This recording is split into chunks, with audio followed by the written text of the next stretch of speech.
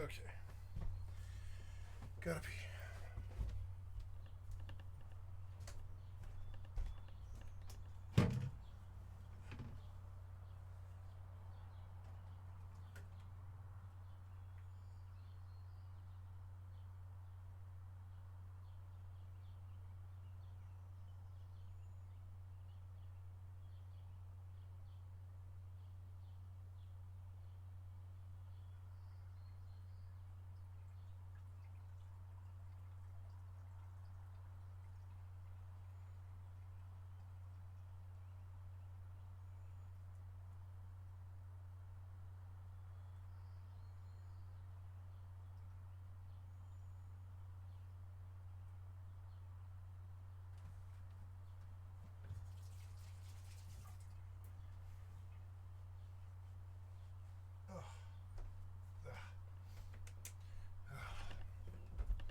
I want something to drink.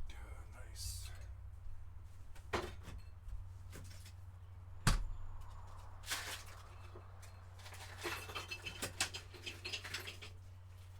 Oh.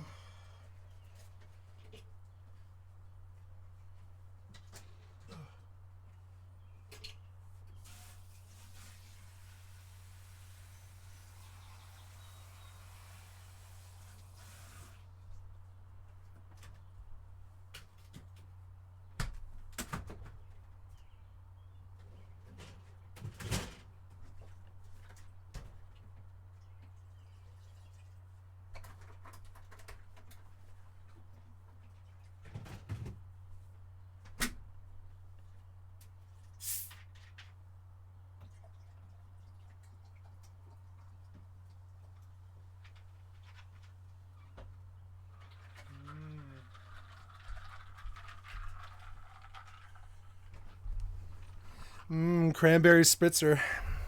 So sorry, guys. My family kind of distracted me there for a good 20 minutes or something.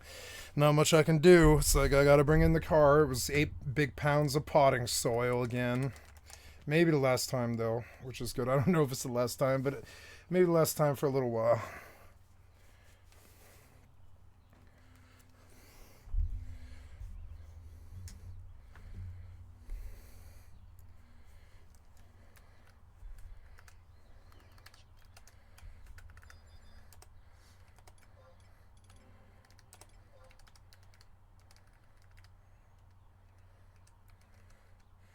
$39.01, huh? Let's see if we can make sales. 39.01. Where am I, Immortal? I'm logged out. Yeah, I probably lost that kid, huh? That's okay. We are successful. Watch, I'm gonna go turn in 2 dailies, and that's like 100 gold and or whatever it is. I'm not sure how much it is, but it's like a lot. It's like a lot of clade. It's gonna make me feel a lot better about all these journeys that I did. I don't care about the loot or coming back or any of that stuff. It's mainly getting the dailies done.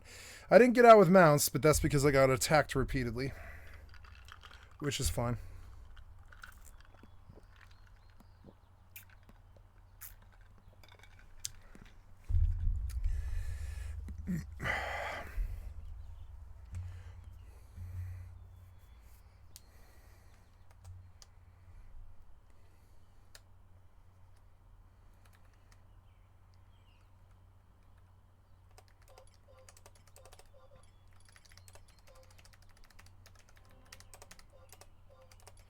Let's go run some level 4s. I've been... Well, no. Wait. Oh, did I make it this time? Yeah, I did. Nice. We're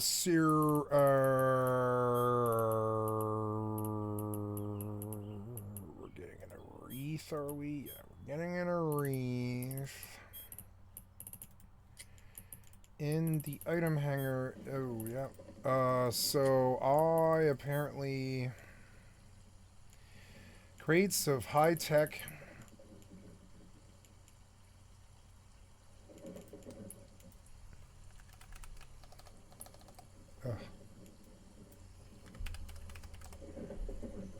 Nope. I don't know. Maybe I better quit this one because I don't know where these assets are. I don't know where they ended up. I don't like. I don't know. I really don't know. I have a wreath here. The Yeah, I don't know why, but the wreath is not does I don't know. Maybe I should look at my other wreaths to see. Maybe I left the wrong station. Oh yeah, there it is. There it is. Probably. Let's view the contents, and it has. No, it doesn't have anything.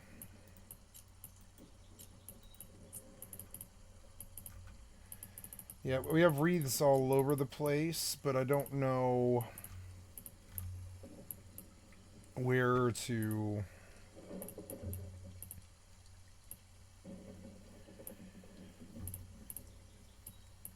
I guess I think that I was at Nay. So I will go to Nay.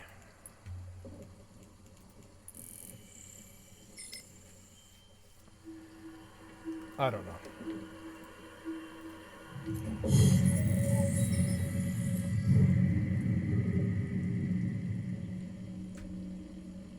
At least I get to go turn in and log off this game. Even like, you know, I the main point was getting bandits and razorbacks, which I did. I did do, and that's the hard part. I got the hard part done successfully, which is good.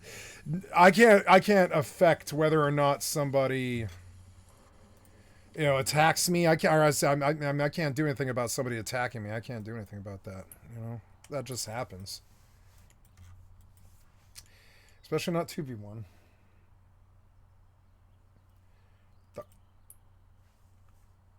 No, no, wait. Stop.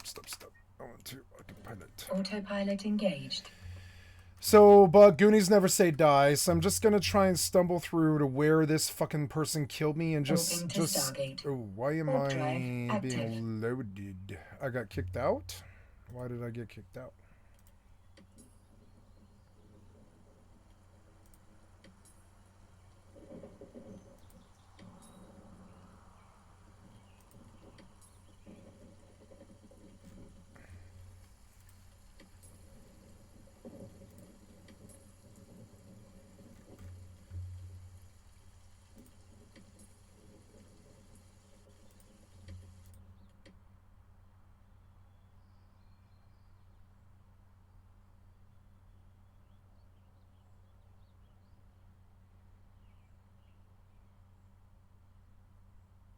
Approaching Stargate.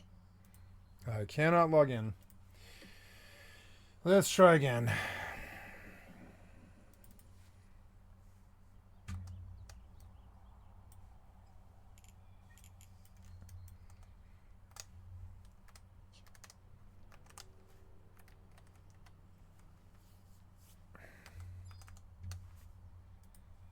Autopilot jumping.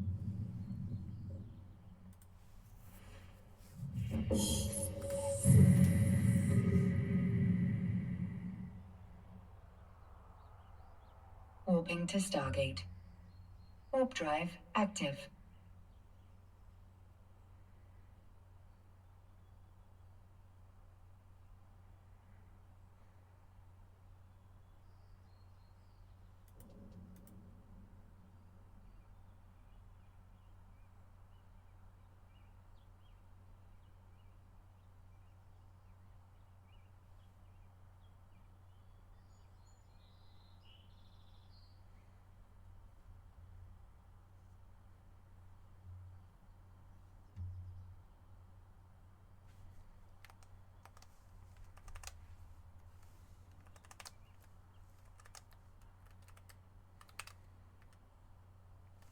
Go sit at the goldsmith. Oh, I need fire crystals though. I guess I need to drop in my box and I didn't realize. Maybe make sales.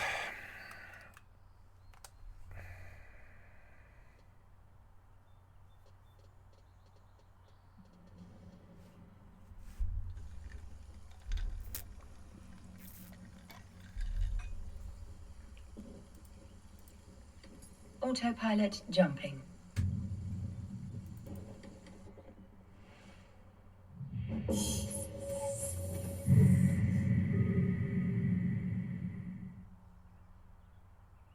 Warping to Stargate. Warp drive active.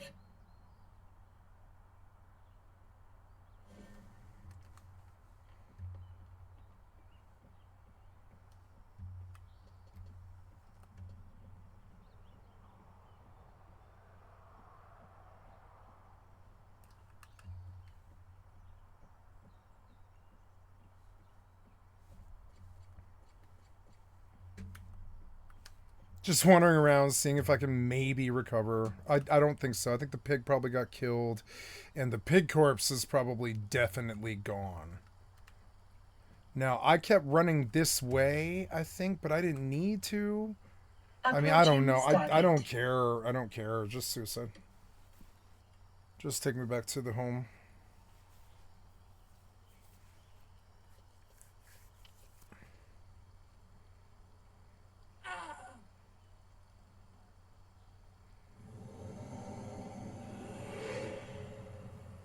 Autopilot jumping.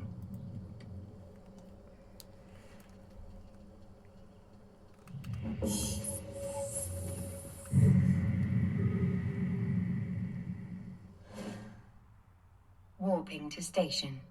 Warp drive active.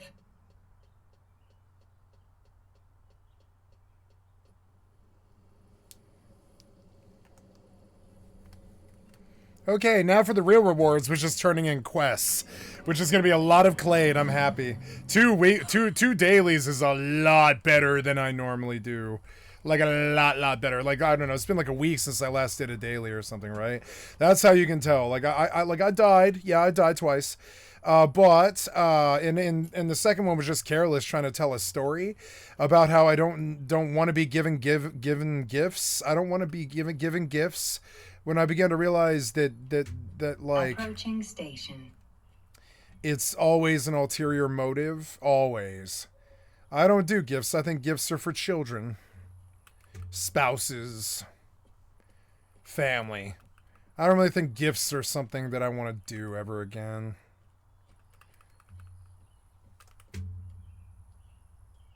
Well, I like donations.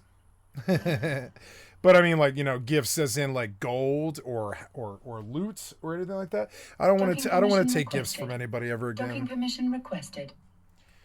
Docking request Okay, accepted. so we're going to turn in and then log off this game and play some Starfield. Oh Autopilot yeah. disabled.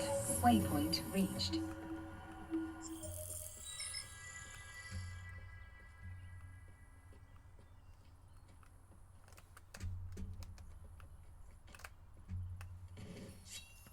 Five gold, 240 glory. My renown is capped out, I guess. 1,000. Oh, soldier renown is 1,000. Down in, oh, for silver, for realm warden cape, he wants 10 silver aegis. Which capes do I have? Savage cloak.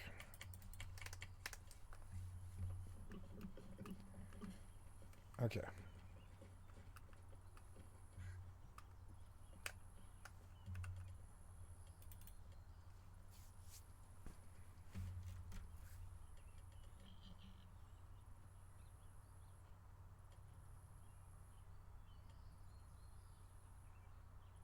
Oh yeah, putting the Aegis away.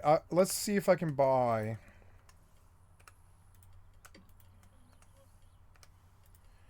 I don't know. Let's go see. Oh, my OBS is off my screen. There we go. Okay. I came here to buy a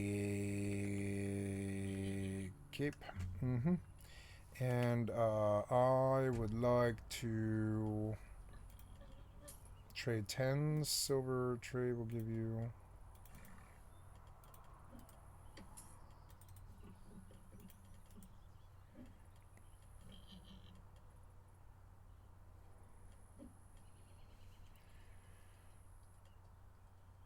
How much silver aegis?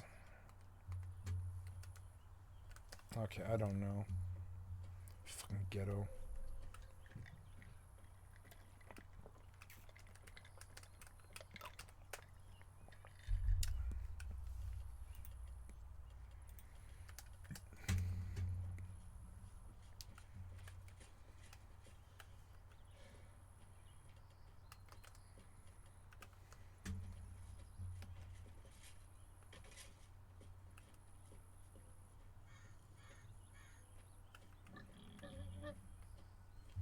Ooh, dailies. 50 gold. Oh, yeah.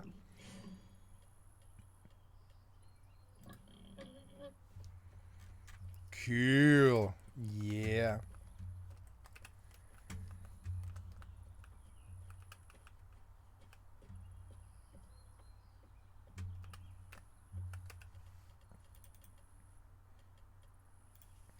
I guess I've got to go sell silver because I've got too much of it.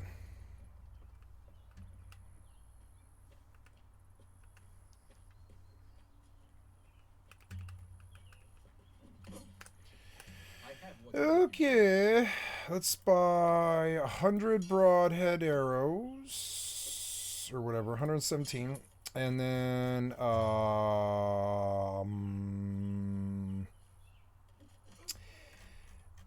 bandages, 100 of them. Yep, and then sell silver. Hey, look, it's 142 gold. Oh my god, I like something happened. I'm doing so well in all these games. I'm doing so good. One loss. I'm so mean to myself about one loss, but I mean like one loss doesn't matter as I bank 1,000 gold or whatever. So yeah. Oh, there's a spear. Cool. Yeah, we'll just use that spear and a helmet. Any other gear in here or anything? Or let's take one of those spears. Because that's a good spear. I don't want to take that spear. I want that helmet, but I don't want the spear. I want the spear to stay.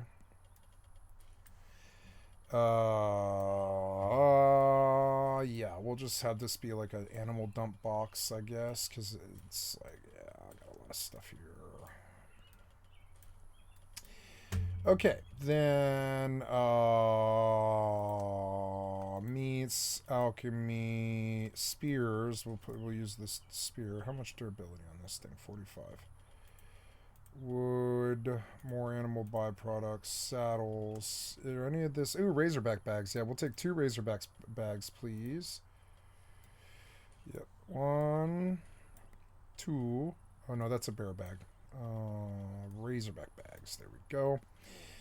Anything else? Let's see. Is there any other sets or anything sitting here? I don't think so. I think I moved all of them.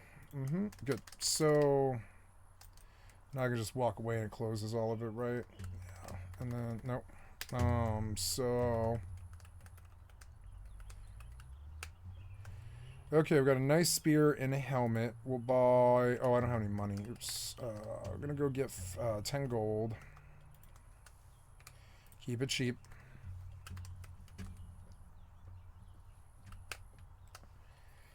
So, armor parts. I'm looking for.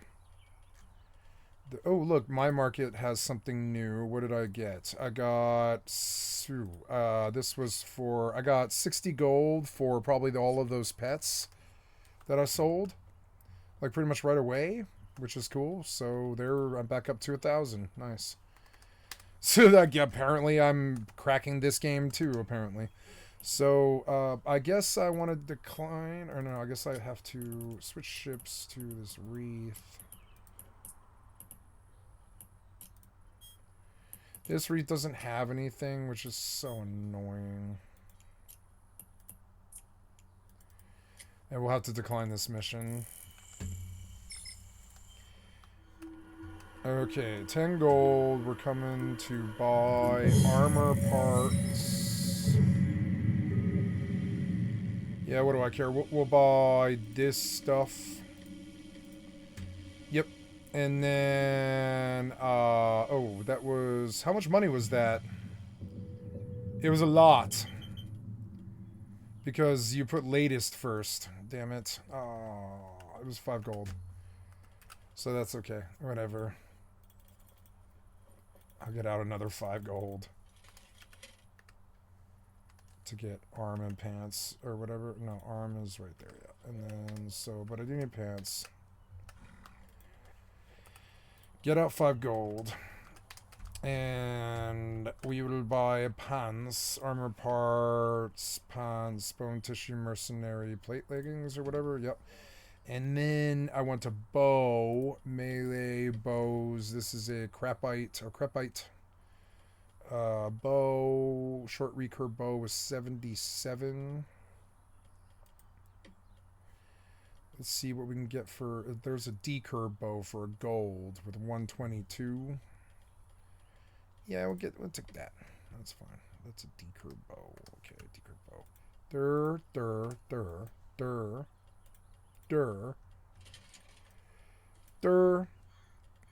No, I want to put the bandages on my bar. No, I want to put the bandages on my bar. Then, yeah, and then we go buy a torch. No, I don't want a torch. And because I have a bow and a spear. Okay, there's a full set. For, I don't know, I spent a little bit more than I wanted to, 7 gold or whatever. And then, yeah, we are all set. I can put the Aegis away and carry 2 large razorback bags out there to go and attempt to get mounts. Yes, and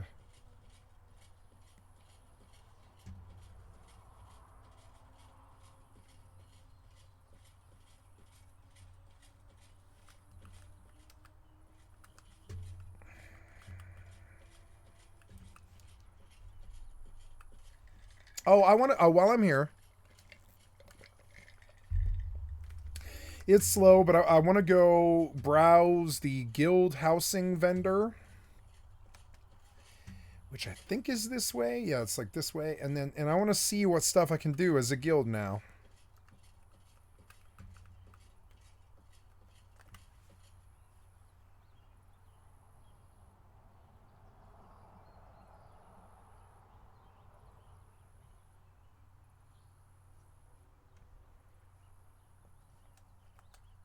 Okay, and then autopilot. Autopilot engaged.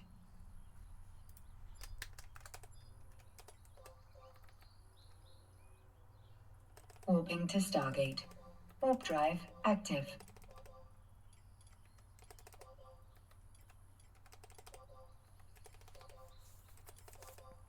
$5.10. Nice. Lots of little incidental sales, finally. Gold hairpins, huh? Vial of mercury. Nice. And then, yep. And then I am putting a lot of stuff in this box. In this box, we are full. Let's see if any of it is random crap. Not really. The Antica broth, we'll have to sell that. The meat broth, I can't keep it. The tomahawks, I do need. But we can maybe put them away in other boxes. Let's go see. Tomahawks.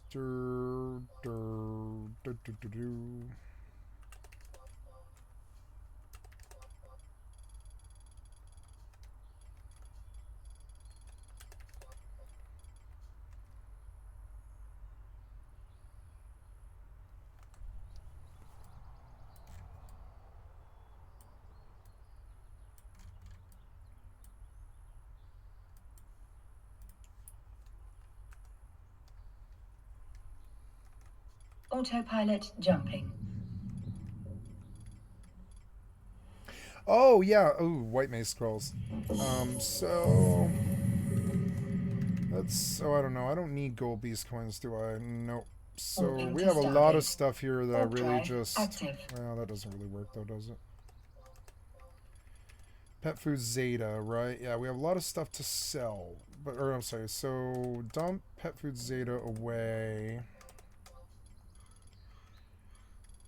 2 bags Shihei, Shinobi Tabby. I need to buy more Shinobi Tabby.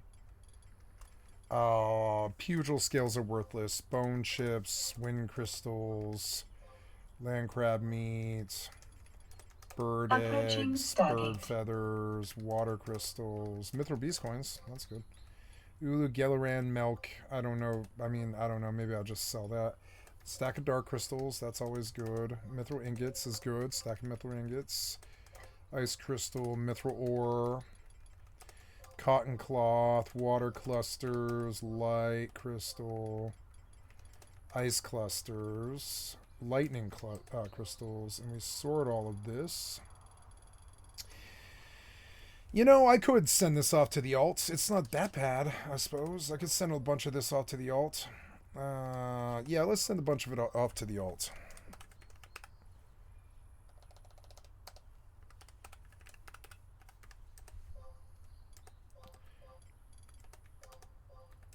I can erase my hardcore character today, I think. Or some, at least I think enough time has passed now.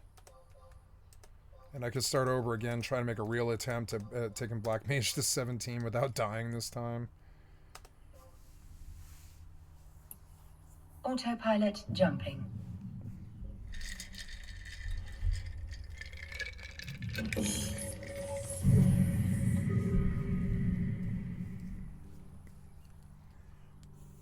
Warping to Stargate.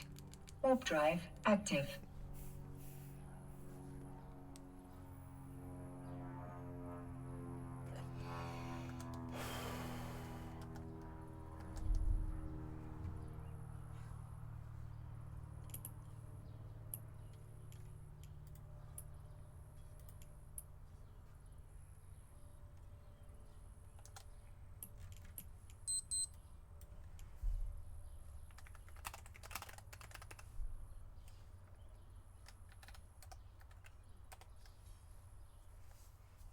Approaching Stargate.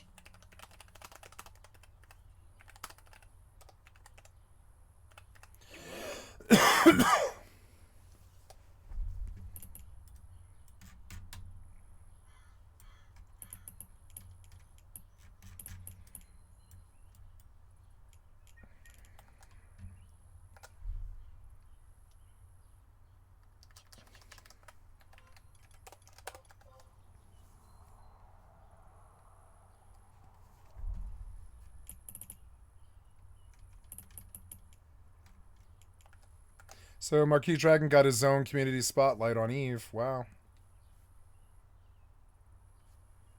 1 million Eve time codes. Wow.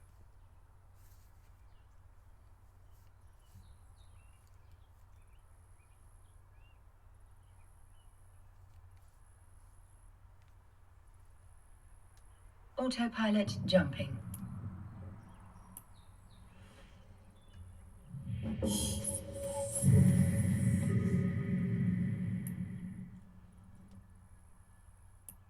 Warping to station. Warp drive active.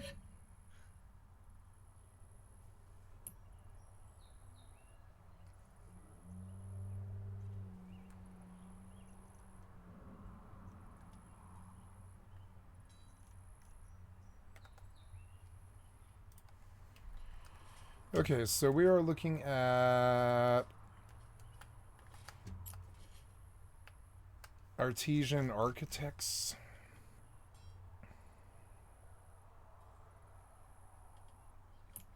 Approaching station.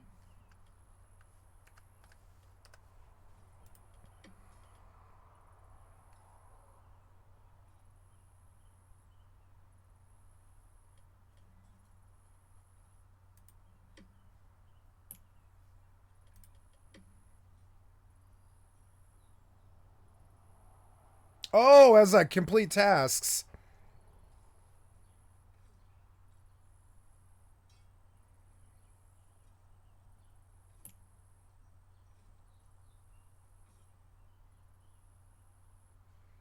Oh, cool. So when I turned in, I got 1,000 credits, which enabled me to get an Alchemist Apotheca Tier 1.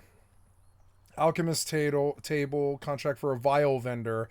Within territory owned by your guild, you must be at least rank 3 in your guild to place. So...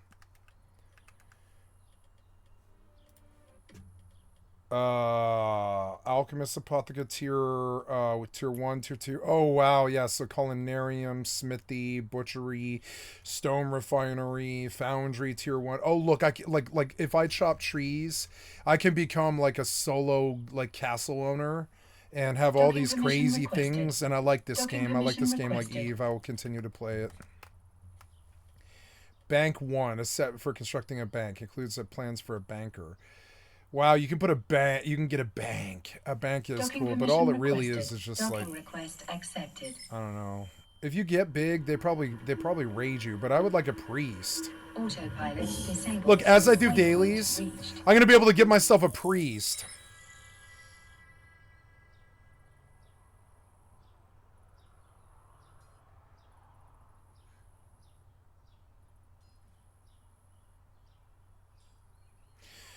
So there's all this stuff that I've got to learn about this, but there apparently I have like territory now.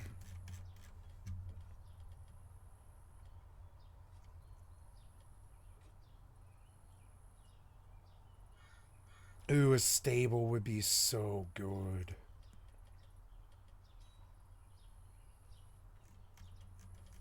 Cool. So the dailies are really worth doing because they give you guild credit, and the guild credit will allow me to buy all this crazy stuff.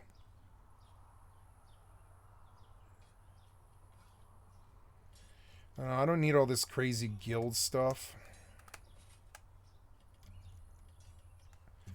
Stronghold tier 3. Stronghold tier 2. House medium. So I started with house small. And now I'm going to expand.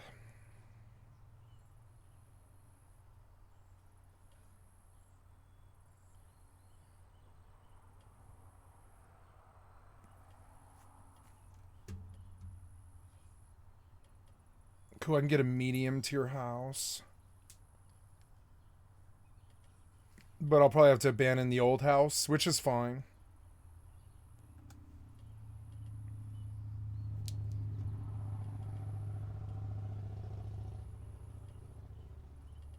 I want to upgrade my house now. I could do this, but I don't have anything to ride, so I'll go get some Razorbacks, I guess. I wonder what time of day is it? Is it dawn or is it sunset? Because light is a factor. I suppose I'll just buy a torch, but torches don't really fix this issue.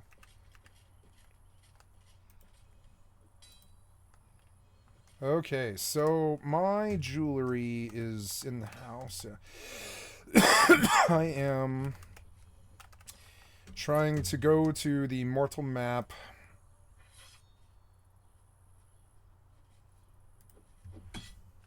Mortal map. It is currently 10 a.m. So we got time. The sun's gonna come up.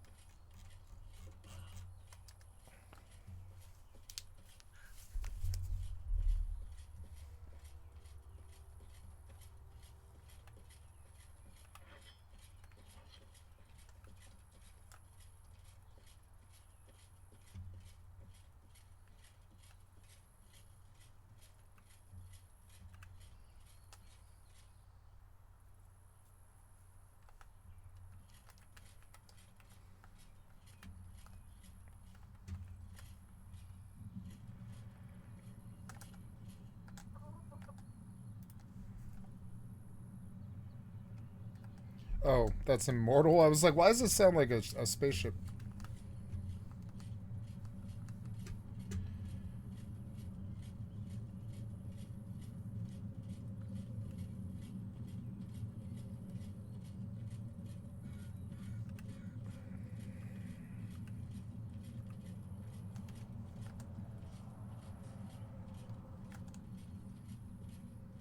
Oh, now I think I can probably take the daily. Oh, I should probably go do the daily, huh? Yeah, I should probably do. Oh, good. I can go do the scoundrel daily. Let's go do that. I'm gonna bang my head against that for a couple of hours because that'll be fine. So yeah, we'll go to the sewer. I don't want to mount for this. This spear will break. I will bring a better spear than this. Okay, we're going into the dungeon. Yep, that seems good. Do I have food? No. Or sorry, hunger. I have hunger, yes. I want like, I don't know, 2 gold or something. Go buy some food.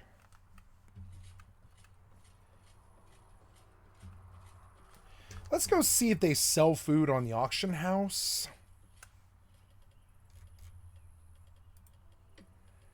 Yeah, inviting roasted white cavallo. What else do you sell? For gold 69, I can ambrosial steamed cream. Look, it gives you a ton of fucking stam nourishment and health nourishment and stuff. 19, 31, 31.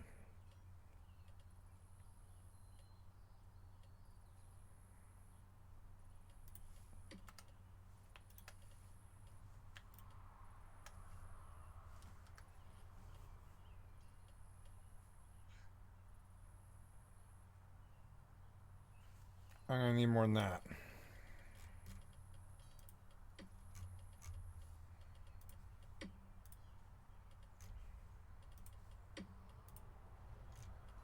That's what they sell little amounts of food for.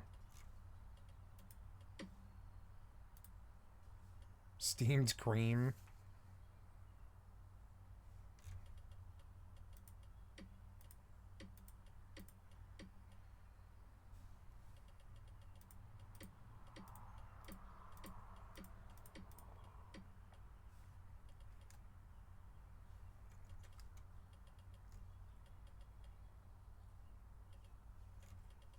They sell such weird increments. I'm just gonna go buy from the vendor because it doesn't matter. I don't know.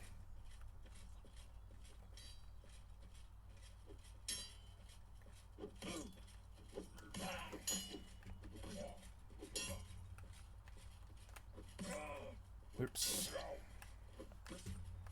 Oops. I'm not sure. Ooh, guild supply vendor. What's that? Oh.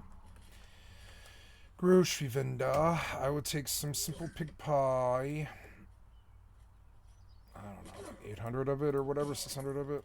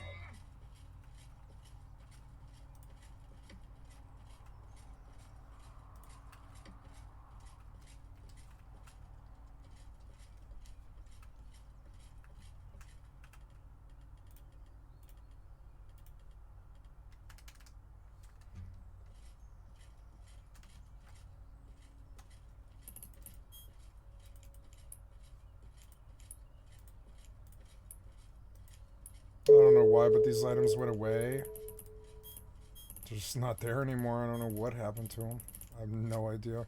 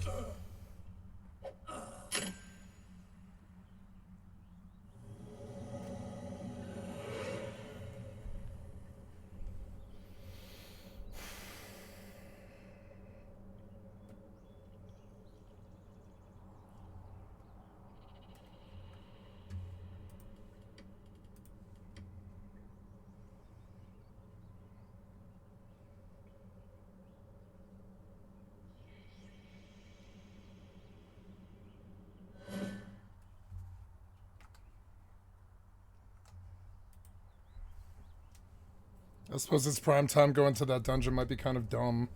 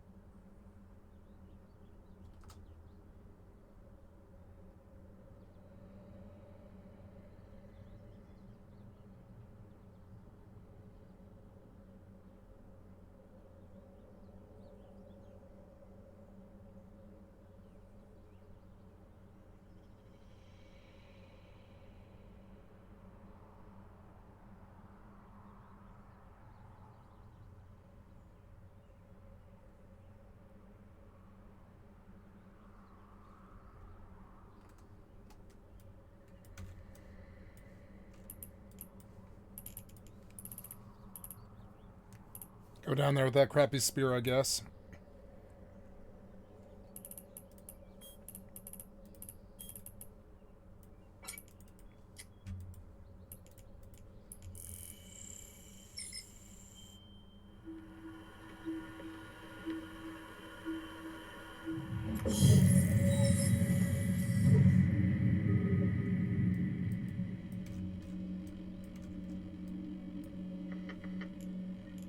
Autopilot engaged.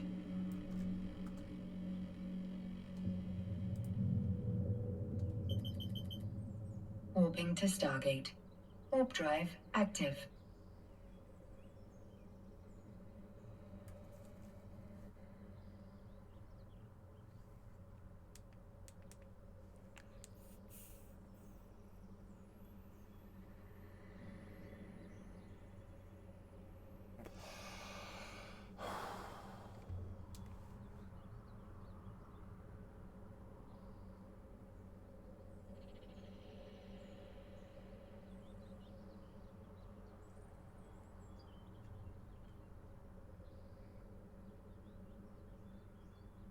Approaching Stargate.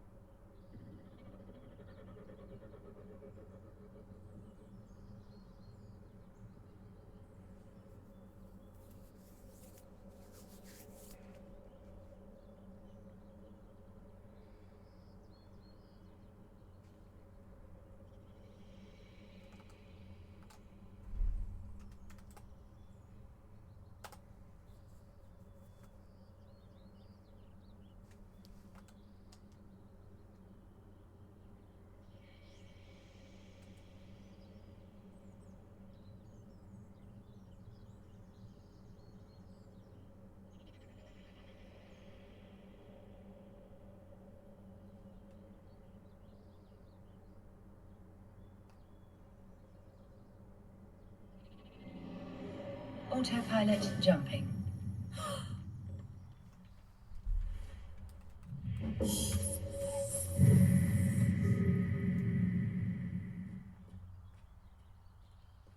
Warping to Stargate. Warp drive active.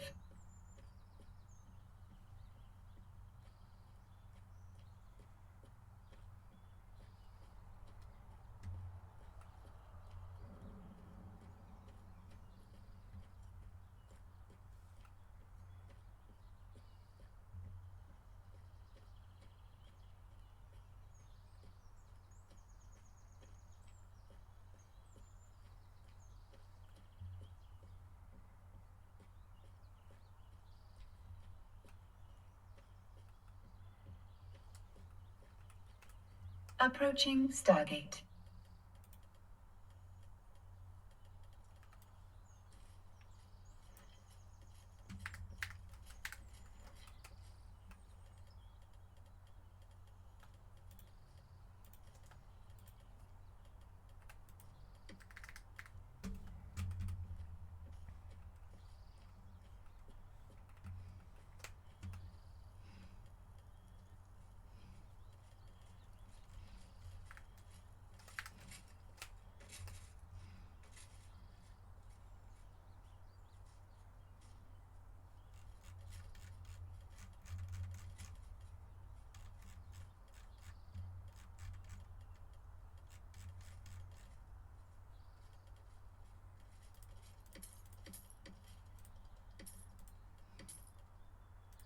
Autopilot jumping.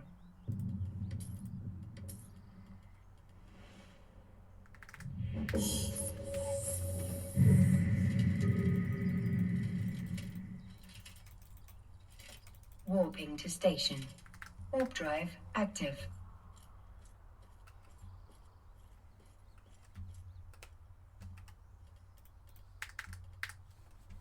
Oh, I forgot.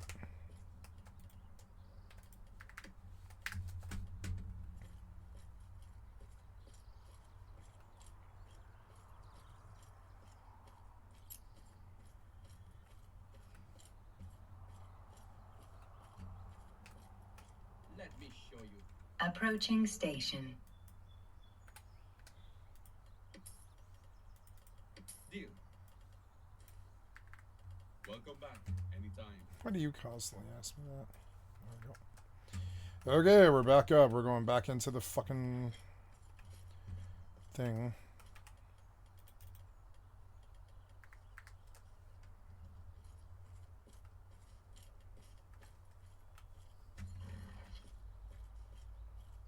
See if I can catch this guy on the fucking way out.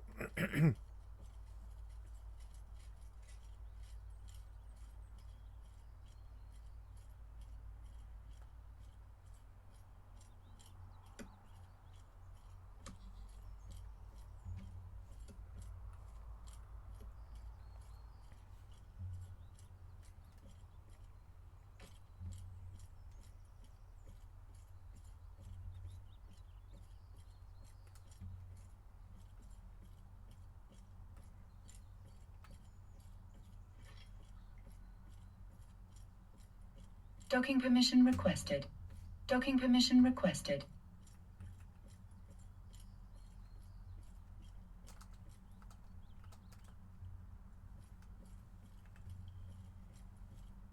Docking permission requested. Docking request accepted.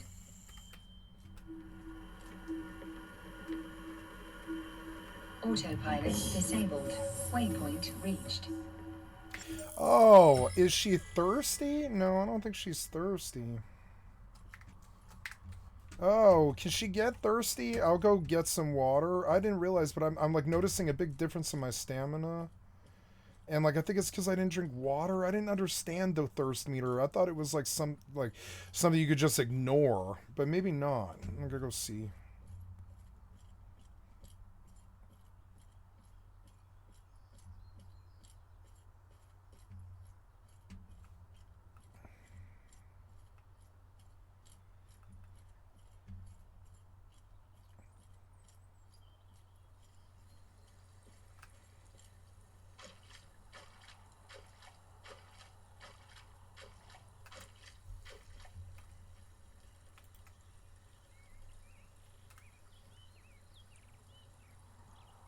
No, see, there is such a thing as hunger, but thirst isn't a real thing unless you're like out in the desert or something, and it confuses me all the time. It's so stupid. I don't know.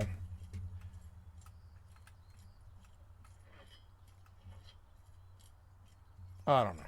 I'm just going to keep trying to get scoundrel kills. I don't care about dying. I'm just going to keep throwing spears at this until I win. And like crappy sets. At like 5 gold a pop, and I figure if I kill 3 a run or whatever.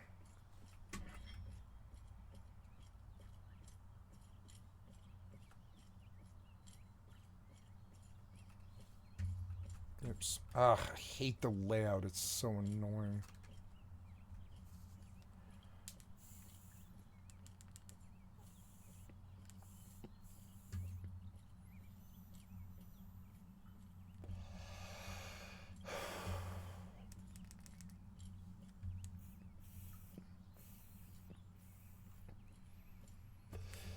If this guy kills me again, I'll quit.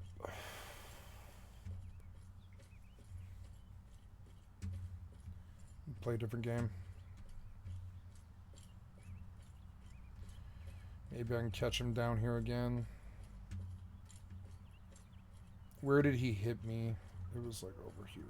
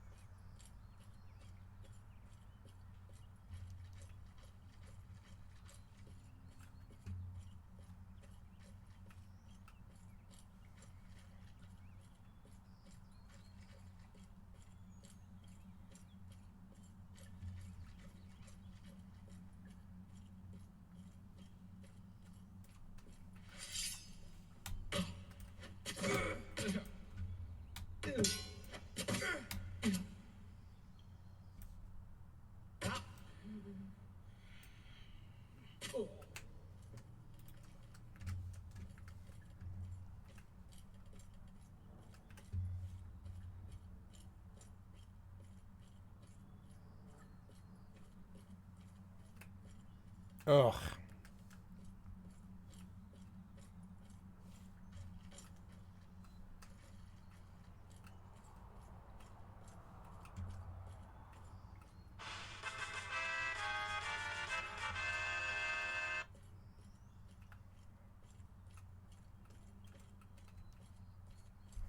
Fucking not gonna sit up.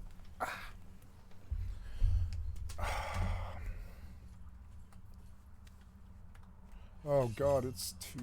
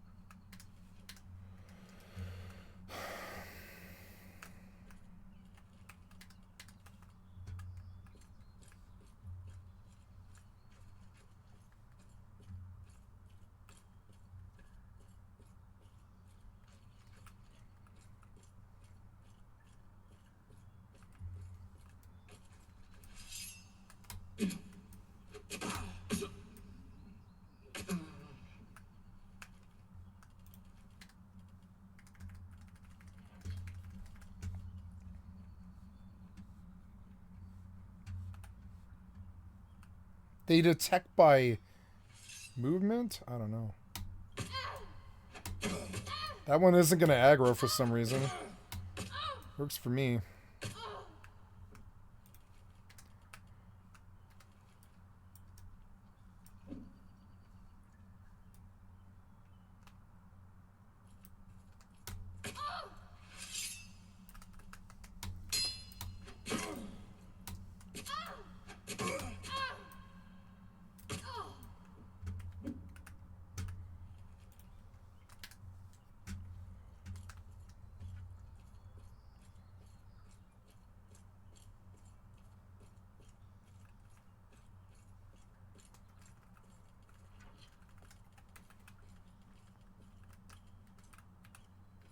Okay, I'm a third of the way.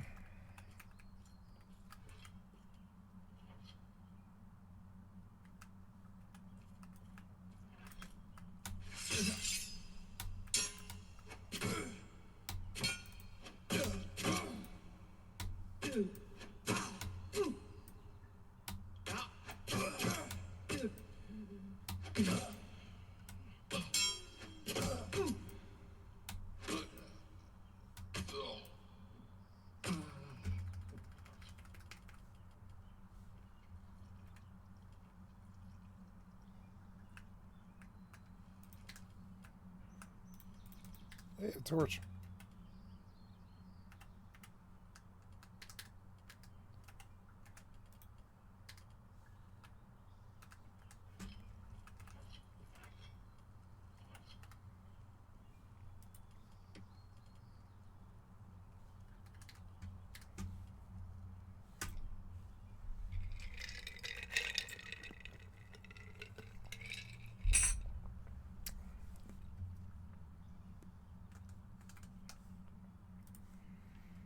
Stalking has been normalized.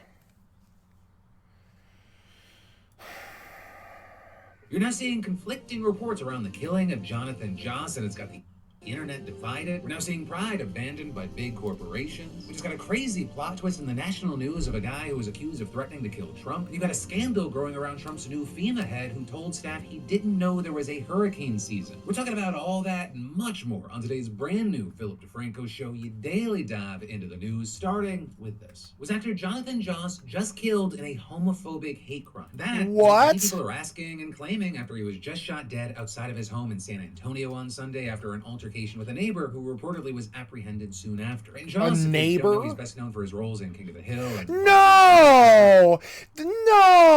No! I forgot who he was.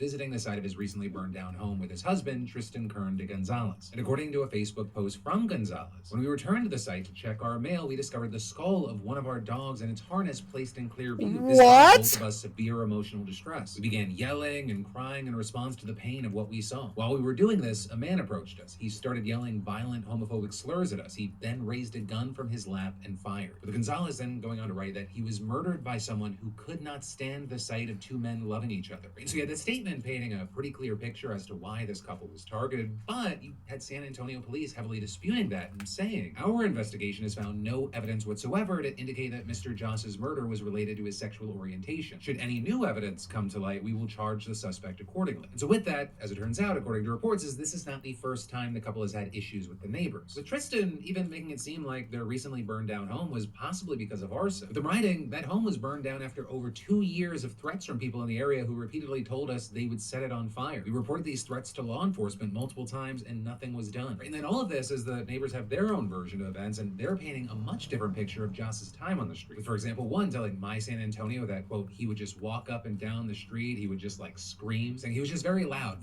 but we knew how he was, so we wouldn't disturb him. Even if he looked at us, talked mess to us, we just ignored him because we knew that's how he was. You also had neighbors telling local outlet KENS5 that Joss and the man who shot him had a long-standing feud and often faced off with weapons. Saying sometimes Joss was even armed with a crossbow. Also, others reportedly called the police for mental welfare checks on Joss over 40 times since January of 2024. And to be clear, essentially all of this was in 2024 since he really wasn't around after the home burned down in January. You also had some feeling like the shooting was just bound to happen because of Joss's alleged mental health issues, with one then telling the local paper that, I'm so sad it had to come to this, saying we all knew it was going to end up like this because of his antics. It's sad because this could have been prevented if he had gotten the help he needed. You also had another claiming that the shooting was because a neighbor was, quote, fed up with Joss. But then with all of that, as far as how people are reacting online, you have people really not only talking about what a great person Joss was to be around, but also taking Tristan's claim that this was caused by homophobia at face value. Some have even claimed that this ties into a broader trend across the U.S. that we're seeing the country shift to the right over the years. God damn it. Pointed out that the belief that you should kill someone for being gay, that's extremely fringe even among the right. You've then also seen the situation fueling anger and frustration in some media outlets for how they tackled the issue. Right? For example, you had the New York Post. Even among the right. The shooting was because of an argument argument between Joss and his neighbor, which led to takes like a big fuck you to the New York Post for reducing this murder to an argument with a neighbor, saying Jonathan Joss was the victim of a hate crime and died protecting his husband. Queer people shouldn't be killed for who they love/who they are. We deserve the right to exist. Also, as far as the Post, they've since released new articles that explicitly mention that Tristan claims it was a hate crime and the police deny that. Generally the most common response to all this has just been sympathy and sadness at just how pointless the killing was, regardless of the reason. But for example, Nick Offerman, who had roles alongside Joss, writing in a statement, "The cast has been texting together about it all day and we're just heartbroken. Jonathan was such a sweet guy and we loved having him as our chief Ken Hotate." A terrible tragedy. And with that, I think it's important to remember, at the very least, whether it was because Joss was gay or having a particularly hard mental day after seeing his burned down home and dead dog, neither are an excuse for murder. But ultimately, that is where we are with this just horrible situation right now. As we wait to see if any more information or evidence comes out, I'd love to know your thoughts on this, both with the situation at hand as well as the reactions. But then, from there, shifting gears from that, Pedro Pascal, Ariana Grande, and Sabrina Carpenter are fighting back against the Trump administration's efforts to cut funding to LGBTQ+ suicide prevention, with the Seeing the Trevor Project publishing an open letter signed by around 100 big names addressing the fact that the government is reportedly considering defunding LGBTQ+ services from the 988 Suicide and Crisis Lifeline. Because while anyone in crisis can call 988 in the US, the line has counselors especially trained for high-risk groups like LGBTQ+ youth. And that, as you see things like last year, around 40% of young people in that community considered suicide, and 1 in 10 had an attempt. And so we had this new celebrity-backed letter saying, since its launch in 2022, this program has connected nearly 1.3 million crisis contacts with life-saving, affirming care to LGBTQ+ young people during their most vulnerable moments. And saying, this is about people, not politics. At a time of deep division, let this be something we as people can all agree on. No young person should be left without help in their darkest moments. Stripping away this lifeline leaves LGBTQ+ youth with the message that their lives are not worth saving. We refuse to accept that message. We call on the administration and Congress to do the right thing. Restore and protect funding for the 988 Suicide and Crisis Lifeline's LGBTQ+ youth specialized services in the fiscal year 2026 budget. With the letter also addressing young LGBTQ+ people specifically and telling them that they are not alone and that people are fighting for them. And then as far as the general public, they encourage those interested to sign a petition to protect these lifeline programs. So you have many wondering if anything will actually be done, because this is not happening in a bubble. The Trump administration has canceled grants aimed at researching and funding LGBTQ+ health initiatives. You then also have Trump's anti-DEI orders and rhetoric that have heavily targeted the community. Right, and all of this is playing out as Pride Month is kicked off, and you have many arguing that it feels like there's been a massive cultural shift. And one of the ways that you have people saying that we're seeing that is tons of corporate sponsors backing out of supporting Pride events, which, as it turns out, among other things, has caused budget shortfalls in cities all around the country. San Francisco Pride, for example, lost 5 major corporate backers, including Comcast, Smirnoff, and more. The city's organizers now facing a $200,000 budget gap. You're also seeing in Kansas City, they're down the same amount, which is roughly half of KC Pride's whole budget. You've also got the group behind New York City's Pride festivities trying to fill a $750,000 gap. And in St. Louis, after Anheuser-Busch ended its Pride sponsorship, organizers are down $150,000. Goddamn corpos. Even the corpos are homophobic. It's so stupid. With everything we're facing from the Trump administration, to lose 5 of your partners within a couple of weeks, it felt like we're being abandoned. Right? And then, reportedly, after corporate withdrawals from Pride made headlines, you had some companies opting to donate, but apparently only doing so anonymously. And so with that, you have places like AP reporting that the shift reflects how corporations are adjusting to a changing cultural landscape that began during the pandemic and accelerated with Trump's second term. And then also with the situation, you have people kind of focusing on World Pride, which is being held in Washington, D.C. this year. But then tons of reports noting that people have kind of pretty complicated feelings on this for obvious reasons that you'd assume. For example, the founder and CEO of the travel platform Everywhere telling CBS News, what is happening socially and politically changes the feeling of the Pride that you are attending, and World Pride will likely bring an astronomical amount of fear and sadness from people. Because while some, they see this current administration and they feel more motivated to attend Pride, to stick it to the Trump administration, you have others scared to attend in this political climate. And actually with that, you do have some cities acknowledging the political elephant in the room. Like San Francisco's Pride theme is queer joy as resistance. New York's is rise up, pride and protest. And you had Suzanne Ford adding, if you come to Pride this year, that's a revolutionary act. You are sending a message to those in Washington that here in San Francisco, we still have the same values that we've always had. You can love who you love here. We're not going to retreat from that. And then we have a lot more news that we need to talk about today. But first, I gotta say, have you ever tried to stay dry in the city and you failed miserably? If you're over the fails, get with Vessi. Their weekend sneakers are 100% waterproof, but they still look like amazing shoes. No more soggy socks, no more awkward shoe changes, no more should I bring backup shoes panic. Their weekend sneaker is lightweight and breathable thanks to today's sponsor,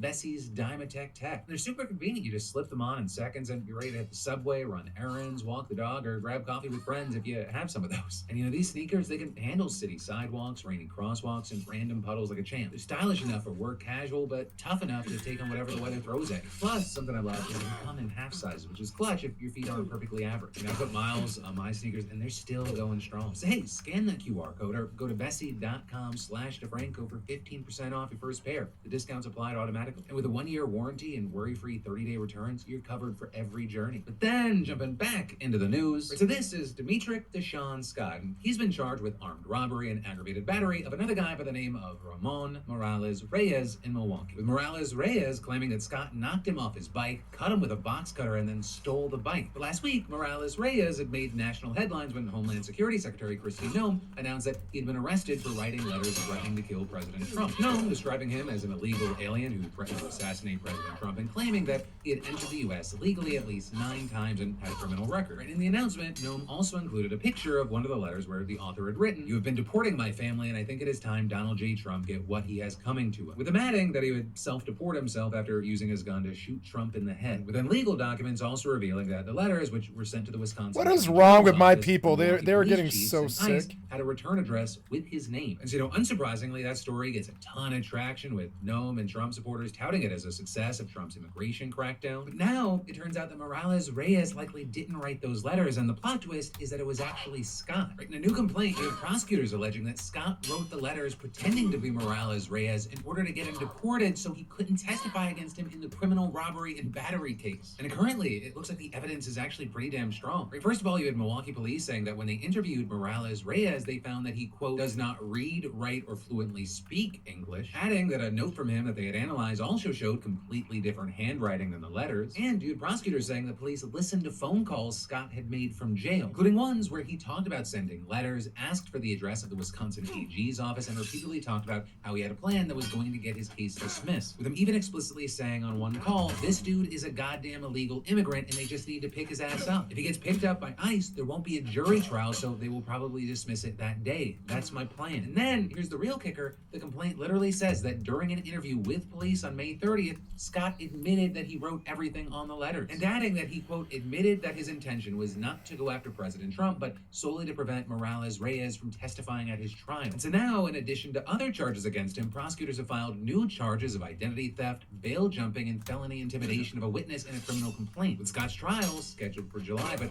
then as far as Morales Reyes, when asked if he still faces deportation given this wild development, you had a DHS spokesperson saying in a statement, "The investigation into the threat is ongoing," and adding, "Over the course of the investigation, this individual was determined to be in the country illegally and that he had a criminal record. He will remain in custody." So you then also had his deportation defense lawyer telling reporters that he is working to get Morales Reyes released from custody and pursue any relief he may qualify for in immigration court. And so we'll see what happens there soon, but just a wild piece of news. But then, next up from that, Donald Trump's new acting head of FEMA genuinely just learned that hurricane season is a thing. That, tragically, is a very real question that's being debated by lawmakers right now. To just give you a little background here in case you're not up to date on FEMA, I don't know why you would be. Early last month, Trump appointed David Richardson as the acting administrator of the emergency department after firing the previous leader who Trump himself had literally appointed just months earlier. With that guy appearing to get the boot because he had the audacity to tell Congress that he thought that it might be a bad idea to eliminate FEMA entirely, which of course notably has been a Trump goal for a while, though notably it's been reported that Homeland Security Secretary Kristi Noem, whose agency oversees FEMA, has quietly taken steps to keep the agency running because there's no alternative to replace it. Because as it turns out, you kind of fucking need FEMA. But that reality, it hasn't stopped the administration from trying to overhaul the agency and undermine it at every step of the way. And that including by appointing Richardson, who served in the Marines and worked in the Countering Weapons of Mass Destruction Office of the DHS, but who lacks experience in emergency management. A fact that has raised concerns among FEMA staff, though, like many of Trump's appointees, the main qualification for any of the jobs is be a loyalist, or what Daddy says goes, and you had him telling staff on his first full day in office that he will run right over anyone who resisted his changes. And then yesterday, those concerns were underscored during a staff briefing where he reportedly noted that June 1st was the start of hurricane season, which runs through the end of November, and then said, quote, "I didn't realize it was a season." And according to Reuters, it was not clear to staff whether he meant it literally as a joke or in some other context. And this is at the same time you had CBS reporting that current and former employees told them that the remark flustered many who genuinely believed Richardson was truly surprised to learn that hurricane season had started. And so as a result, you had many jumping on those remarks remarks and saying that Richardson's unqualified, incompetent, and that he should not be running the agency. With Senate Minority Leader Chuck Schumer even going as far to imply that Richardson should be fired. But then in response, you had a DHS spokesperson hitting back in a statement where they notably didn't deny that Richardson had made the comment, but claimed that he just wasn't being serious, saying despite mean-spirited attempts to falsely frame a joke as policy, there is no uncertainty about what FEMA will be doing this hurricane season. FEMA is laser focused on disaster response and protecting the American people. Now, of course, there you have some skeptical of the administration's narrative there, but also regardless, you had many 7 arguing left. that even if it was a joke, it was in very poor taste at the least. Either one, because it's a time of year. Look, I'm halfway to disasters 18. are going to kill dozens of Americans and destroy massive pieces of the country, and or two, because there are also very serious concerns about what the Trump administration is going to be doing to handle the upcoming season. Right? And that because in addition to trying to get rid of FEMA entirely and installing an inexperienced loyalist, the administration has also taken a number of other steps that could undermine the agency's ability to respond to a crisis. Right? Hurricane season is FEMA's most challenging period because the country is at its most vulnerable to massive disasters that state and local managers aren't equipped to deal with. In this season that we're currently staring at, it could be especially bad, with government officials saying there is a 60% chance of above normal activity this year and 3 to 5 major hurricanes expected. But instead of beefing up staff and resources, you have the Trump administration responding by gutting the agency as part of the sweeping government cuts and funding freezes led by Elon Musk and Doge. I mean, according to reports, hundreds of workers have been fired in the Doge sweeps, but also even more have resigned amid pressure from Musk to take buyouts and concerns that Trump would eliminate the agency anyway. And so all in all, it's been reported that FEMA has lost nearly a quarter of its full-time staff, including 20% of the coordinating officers who manage responses to large-scale disasters. And that, as you have some reports saying that the staffing reductions are actually closer to a third of the entire workforce. And so as a result, you have staffers saying that FEMA leadership is stuck between balancing Trump's demands to dramatically gut and change the agency while then also still trying to prepare for emergencies because there isn't any alternative right now. With even Richardson himself reportedly saying that FEMA has struggled to put together a hurricane disaster response plan amid uncertainty over Trump's intentions for the agency. And with that, you had the Wall Street Journal reporting that during the staff briefing yesterday, Richardson also said that agency leaders are scrapping a new hurricane response plan, and that despite the fact that previously he allegedly said that they were close to completing a plan, even saying that it would be done before the end of May. But instead, Richardson said that the agency will just use the response plan from last year, which was designed by the Biden administration. Though that, as you had sources saying that many are confused about how that would work with a dramatically reduced workforce, and given the fact that the Trump administration has literally gotten rid of some of the key programs in that plan. But then on the other side of this, you had DHS hitting back at the report on X, calling it fake news and adding, FEMA did not, quote, scrap anything. FEMA is full steam ahead with an effective and focused plan to respond to hurricane season while empowering states to further lead their own disaster response. So there, you had a number of people noting that the statement did not explicitly deny the accuracy of the journal's reporting or the main meat of its claim, which is that FEMA is recycling the Biden administration's hurricane plan from last year. And that, as you had many adding that even if they do have a new plan, experts say that it could really have been rolled out a while ago, given the fact that we are already in hurricane season. But for now, we'll have to wait to see how all this plays out and hope that hurricane season this year is not as bad as it's expected to be. But then I've got even more news for you in just a minute. But first, have you ever been stranded abroad with zero internet, zero patience? Because yeah, me too, it sucks. But that's why when I travel abroad now, I use Saley, the game-changing eSIM app that keeps you connected wherever you go. I mean, no physical SIM cards, no crazy roaming fees. Or like, imagine landing in a new country and having instant internet on your phone without waiting in airport lines or hunting down sketchy SIM sellers. Because with our fantastic sponsor, Saley, you just download the app, pick your plan, and bam, you're online. And the bonus? Use code Phil and get an exclusive 15% off your plan right now. Right, the app, it works globally with affordable regional and worldwide plans, so if you're hopping countries, you don't have to switch SIMs every time. Plus, Saley actually blocks annoying browser ads, which saves you data up to 28% less use. No more wandering around looking for Wi-Fi or paying a fortune to your carrier. Setup is easy, it's fast, and it works on both iPhone and Android. I mean, seriously, just download Saley before your next trip and get connected the smart way. All you gotta do, scan the QR code on your screen or click the link in the description, and don't forget to use code Phil at checkout to save 15%. Stay connected, save money, and skip the airport SIM drama, because Saley's got your back. But then, getting back to the news, Mexico just made history by becoming the first country to start electing every single one of its judges. And so we need to talk about how wild this is and what it means moving forward, because in addition to being the world's largest judicial election,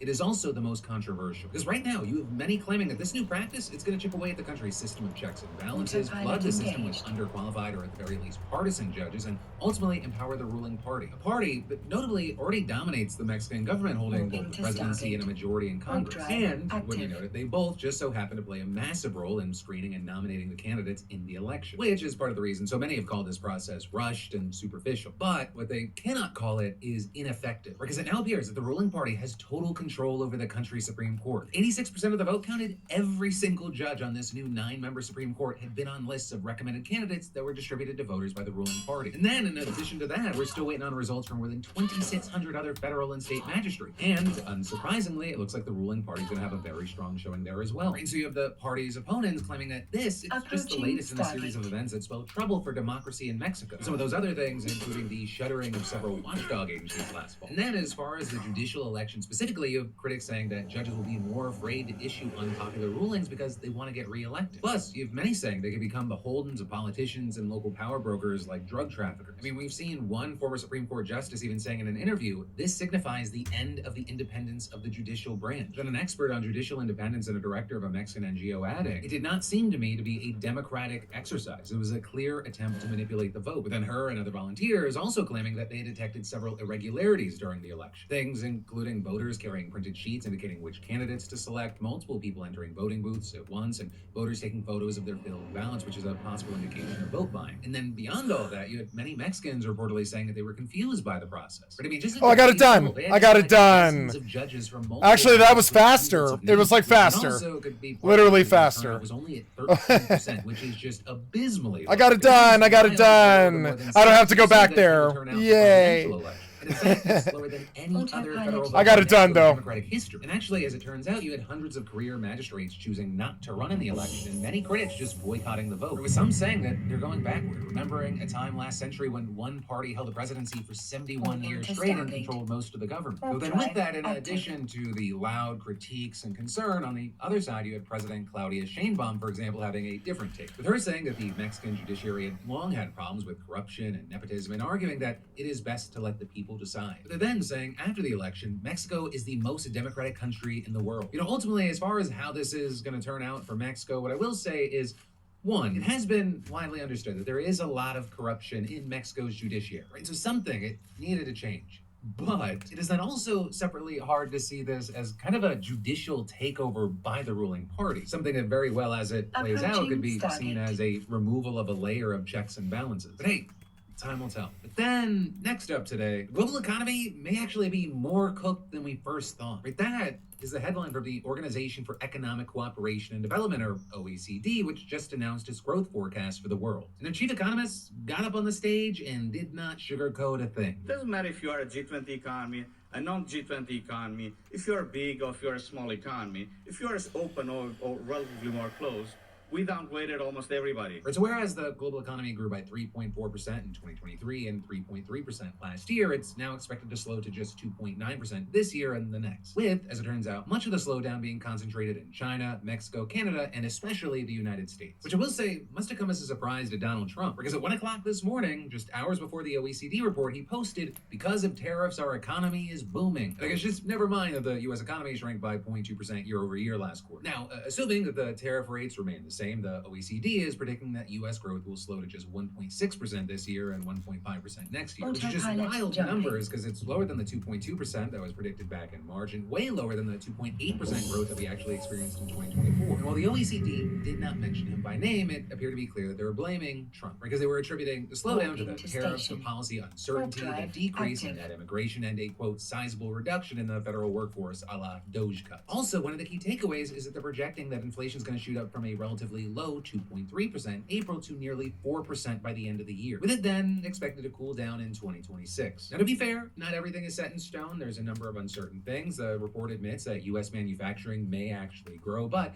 also saying it's only at the cost of a shrinking consumer demand and corporate investment. And while yes, the tariffs and Doge cuts will reduce the deficit, those effects will reportedly be dwarfed by the deficit increase caused by slower growth in the GOP budget plan. And of course, as you're hearing this, as we're going to watch things play out, it's important to remember that this is not happening in a bubble. Because yes, China's economic growth is expected to slow down moderately, though it's from 5% to 4.7% and then 4.3%. But 50 gold, to cushion its 1500 glory, namely with things like subsidies for a trade-in program, 1500 glory. I got an achievement, 40,000 glory. Welfare transfers. So of course, with everything that we're Cool, I got an about, achievement uncertainty is a massive part for of this game. everything I haven't gotten an we're achievement talking for this about game in a is while. assuming that tariffs will remain at their rates from mid-May. If they go down, forecasts go up, and if they go even further up, forecasts go even further down. Look, it didn't even really dent, but The still. report estimates that in a scenario in which US bilateral tariffs are raised by an additional 10 percentage points on all countries as compared with the rates in force as of mid-May, global GDP would be about 0.3% lower after 2 years. But that, my friends, is the end of your Tuesday evening, Wednesday morning dive into the news. Thank you for watching. I love yo faces. Stay safe out there, and I'll see you right back here tomorrow. Oh, I have 50 gold. I need to put it away.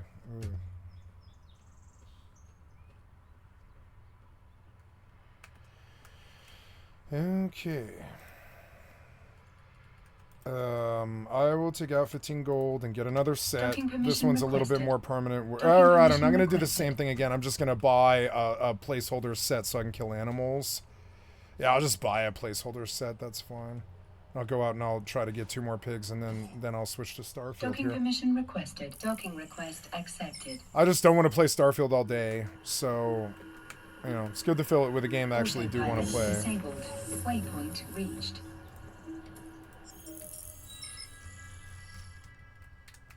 We'll get another kid up.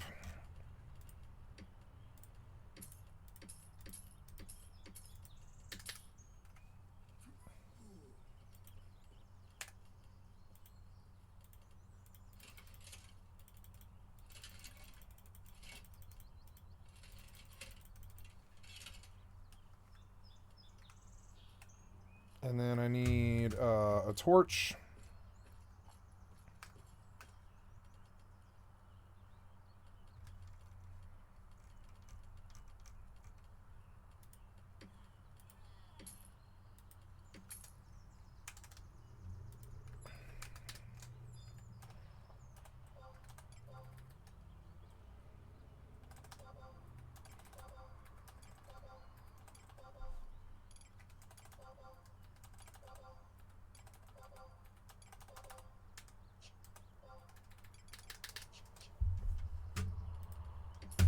And bandages.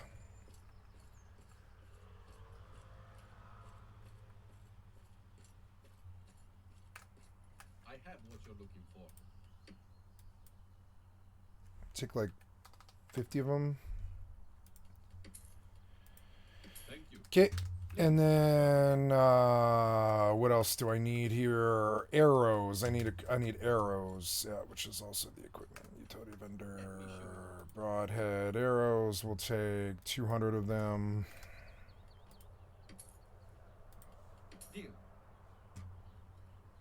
Okay, I've got Aegis.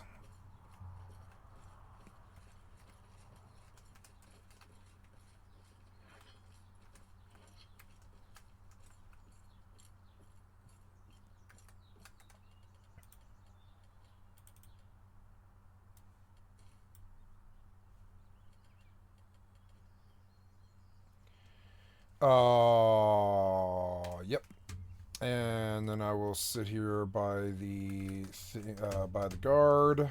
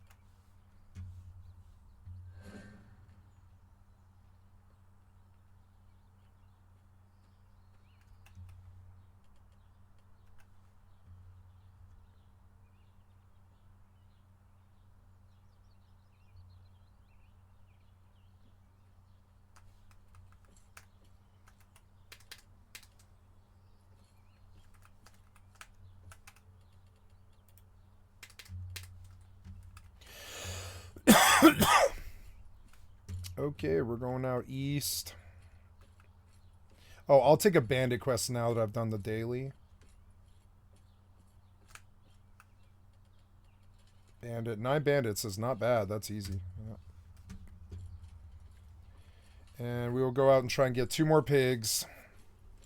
Since I still haven't gotten back with the 2 pigs. God damn it.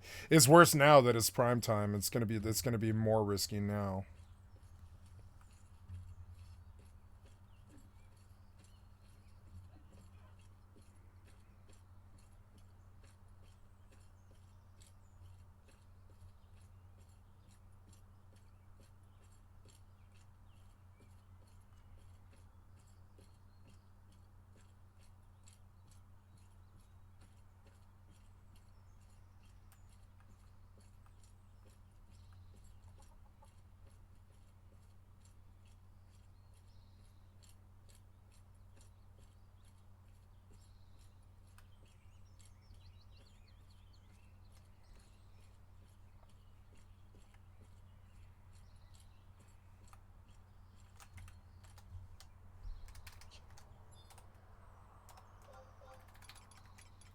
Okay, good.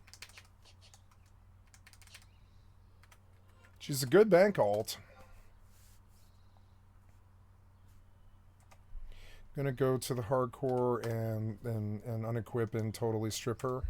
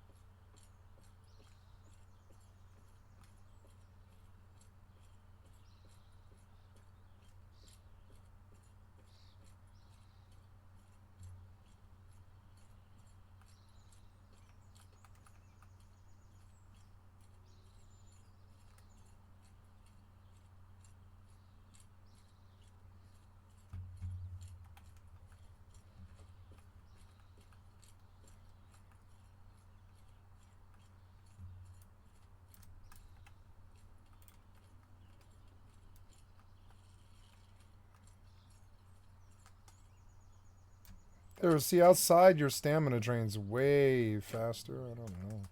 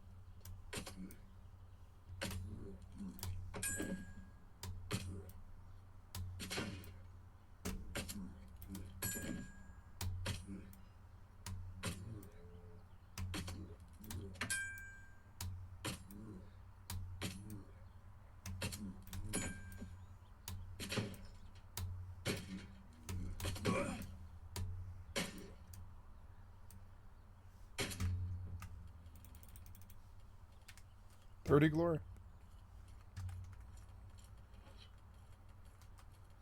Maybe it's good I came in here because some guy on a horse just passed by. I saw him.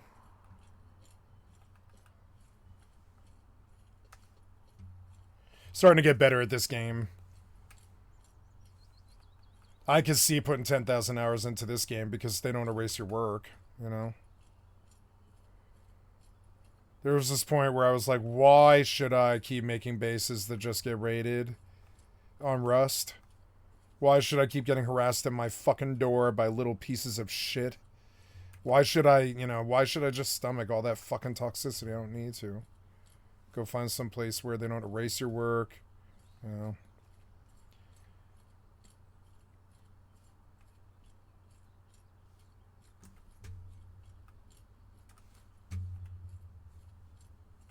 This was a good day. I got 3 dailies done. That's in half a level, which is actually like the most progress I've done in months and months. It might seem like I died a lot, but it's because I was taking risks doing a lot of stuff. It's actually kind of cool. I got a lot done today. So, okay, we're done with this. We can go log over to Starfield. Oh, no, I'm sorry. I'm going to get 2 pigs, huh? Oh, but I need 2 saddles. So, I will make 2 saddles. So, yeah, we'll take this and we'll just make a couple saddles because I can. Razorback saddles. Burr. What? Yeah, you. Wait, what? Oh, large. There.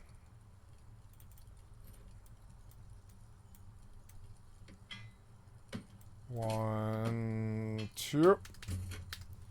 Okay, let's go try and get a couple of pigs.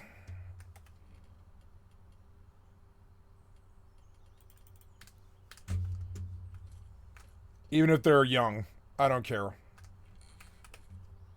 I'll leave them to just sit here while I chop wood or whatever.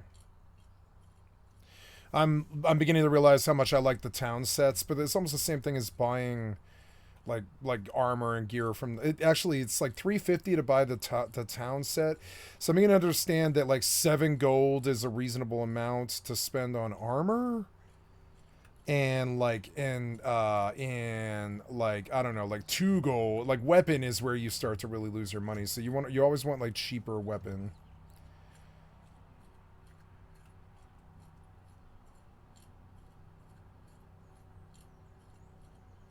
Razorback, I kind of wish I had a better spear, but that's alright. Wow, you damn near killed me. Oh, I do need to sit. It's alright. Okay, so let's strip her. And send all of this off. And I'll just have the other character hold it, and then I'll just send it all back to the next character. Because who cares? She still has her hardcore symbol, which is fucking weird. But I know she died. I know she died. I was so mad when she died, I was like half drunk and I wasn't paying attention. I'm learning to not log into the hardcore character unless I'm really on top of my fucking game. Like sped up on Bang energy drink and not really fucking around. The minute that I slew. Scary.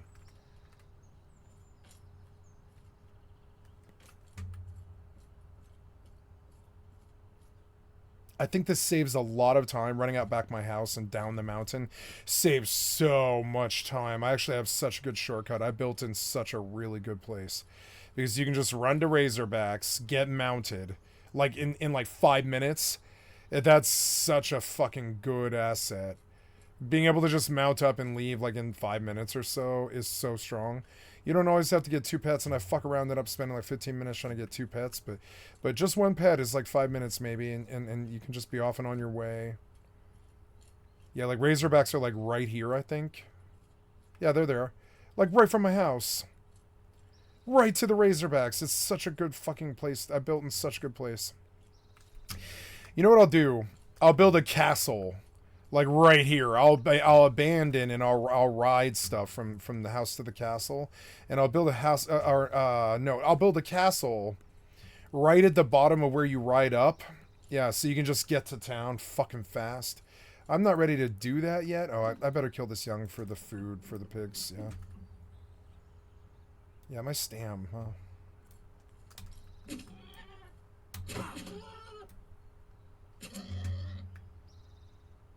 No, I want to kill you. 2 glory isn't enough for these.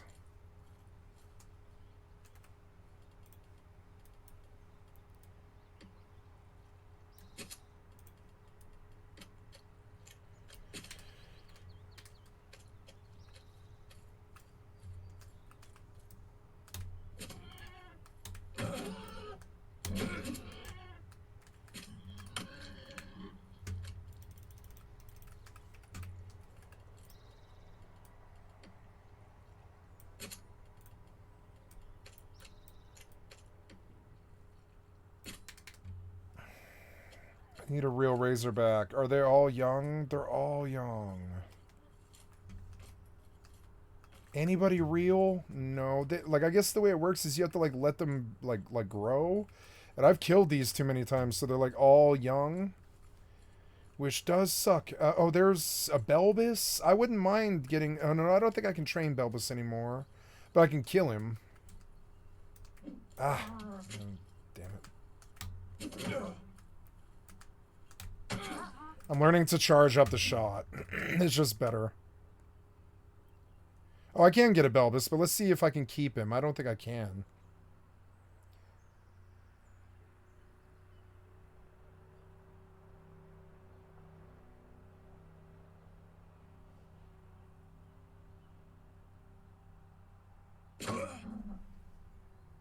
Okay, Belbus is level 22, and he takes up 34 pep points. We can at least take him for now. I wish I could ride him, but we can at least take him for now. Because it's like more, you know, more defense, more power to me. It makes me stronger. We're going to cross the river to the other, sorry, cross by the lake and go to the other Razorback spawn. I wouldn't mind killing Belbus, but he's low health.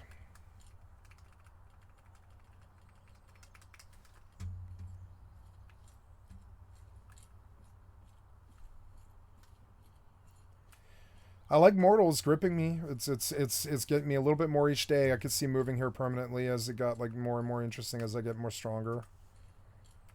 I will get a castle, like a solo castle. Oh, I need to feed this Belbus. I can sell a Belbus probably for a lot. Look at all this stuff.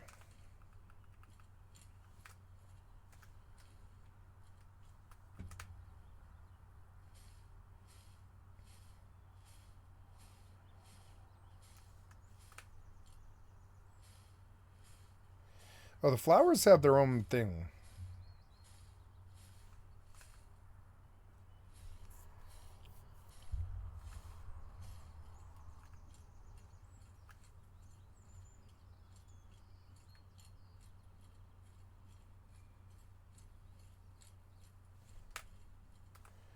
Maybe that's a Razorback. It's probably a bush pig, though. Yeah, I think those are bush pigs. I want like a wolf or...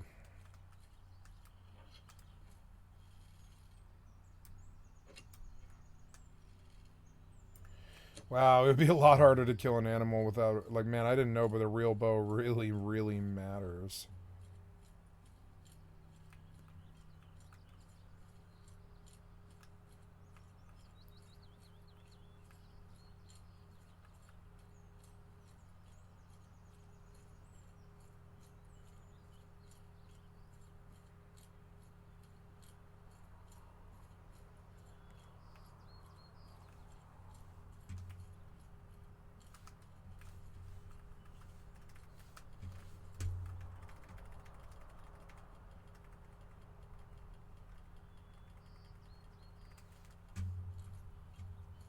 Hey, Razorback. Yay, he's a real one, too.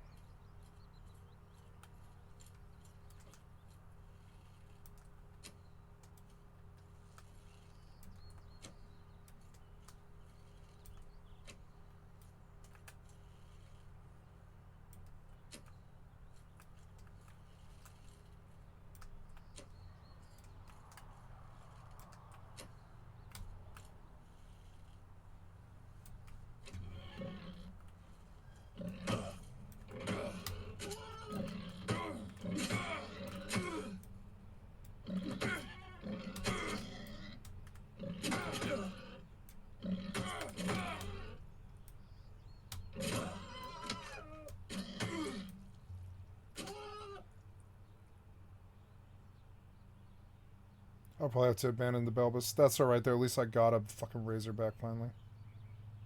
Maybe they'll let me keep two. I don't know. I might have just enough. I maybe should have, like, not dropped my taming as low as I did. That's alright, though.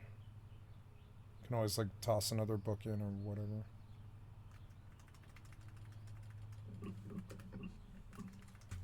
So this guy is a 31. My pet points are 52 out of 55. I can go home. I don't know. If they're both good... They're not very high level. But if they're both good, let's lock them. Lock and lock. And I'm going to get on this Razorback and, yep. I don't know. I prefer 2 pigs because I can ride 2 pigs. But the Belbis sells. It'll probably sell for 25 gold. So let's just sell the Belbis. It makes it a profitable trip. And then I ride another pig down tomorrow, right? I'll have a mount for tomorrow. So, Razorback, Belbis. I don't need to change his name. So, get on the Razorback. We're going... Oh, go, go. Why did I get hit? Belbis slashes Razorback. Now, why would that be the case? Because did I aggro a Belbis?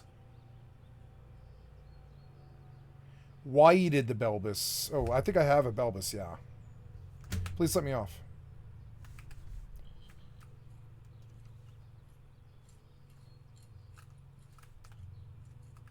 No, I don't know. I think the Belbis, like, accidentally hit the Razorback. I don't know why. Anyways.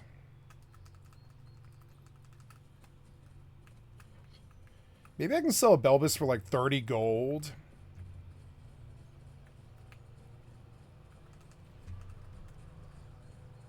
There's bandits. One of them is... Ooh, 2 of them are... Well, but I don't have a good set. I'm not really equipped to fight bandits very much.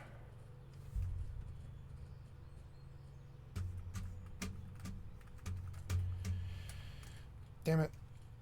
Come here. Damn it, pig. You can see where the arrow is sticking out of his head.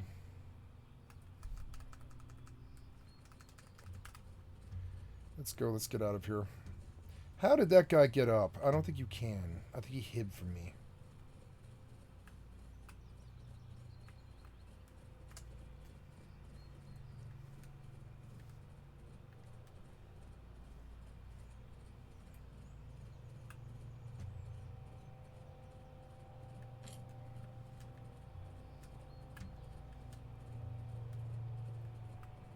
That's where I want to build the castle. Right there. See, right there. There's probably plenty of room. That guy probably won't like it at all. Actually, moving in next to a castle is probably really a dumb idea, frankly. Castle makes you a target. Maybe I just want really a large house. People probably really don't care if you have a large house, but if you build a castle, they might come and actually bash you, you know? So I don't know if I can get a castle, but I think I can, with my guild, I think I can lay down priests and stuff like that. You can. A priest in my house would be so dope. I'm so sick of walking back to the goddamn like the town.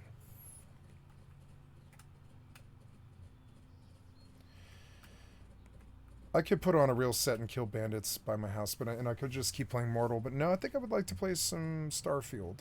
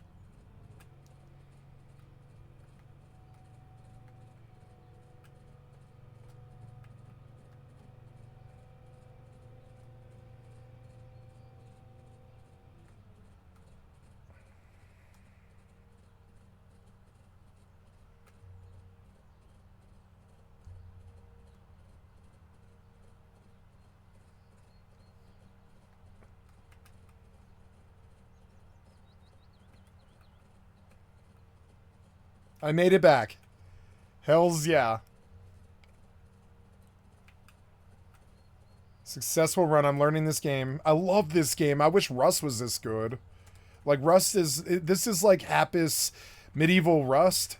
All this really is, all this game is like Happist Medieval Rust with some developers that have sat and really developed the rules and the crafting and stuff for like 20 years. So it's much, much deeper than you would think it would be. But that's all this really is. It's like a medieval Mortal Rust. That's one of the reasons why Rust appealed to me so much, is because I used to play Mortal when I was a kid. I didn't play a lot of Mortal, but I played some Mortal, you know? Oh god, the Belbus scared me. I thought somebody was making an entrance. Oh, no, I have to go sell this Belbus before I stop. Yeah, I have to go sell this Belbus. So we'll shut this door. I just wanted to drop loot.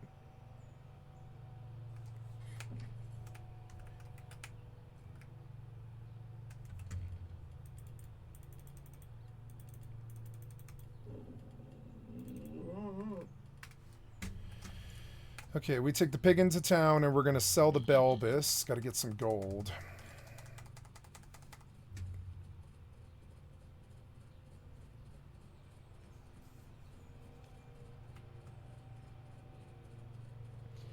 Maybe I should have just specialized in pets, but I mean, I don't know. I think there's like a difference between solo pets and being able to solo things with a spear and a bow, as opposed to like a clan tamer that can just be protected by rank.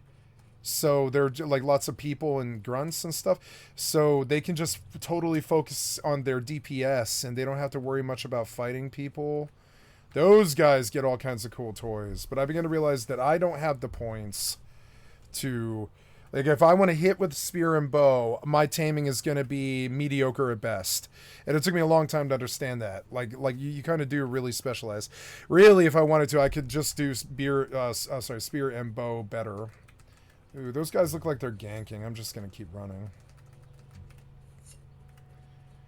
So, yeah, I'm just coming through to sell Belbus and leave. This place looks hot to me, like they're going to hit me. Because they can just fucking kill you right then and there. They'll die to the guards, but they can kill you, just like Rust, you know. Yeah, bank the Belbus. I'll go... Now, this Belbus I want to put up for like 40 gold. And just see if anybody buys.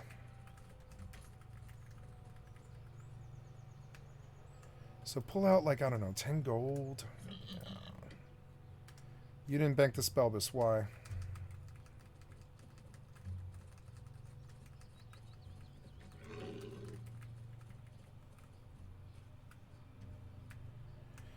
Bank the Belbus. There we go. And then, you... Sell the Belbus. This one we're going to ask a lot for. We're going to sell this one for... I don't know. Let's go see what the range of Belbuses are. Belbus isn't even here. But you can buy them. Yeah, there's a Belbus up for 9 gold. So I guess, yeah. But I mean, I want to see if I can get 20. Let's see if I can get 20 for this. I don't know. Oh, items you are selling here. Oh, apparently my mounts did not sell. Okay. Well, okay. So, whatever. We'll sell a Belbus for 10 gold.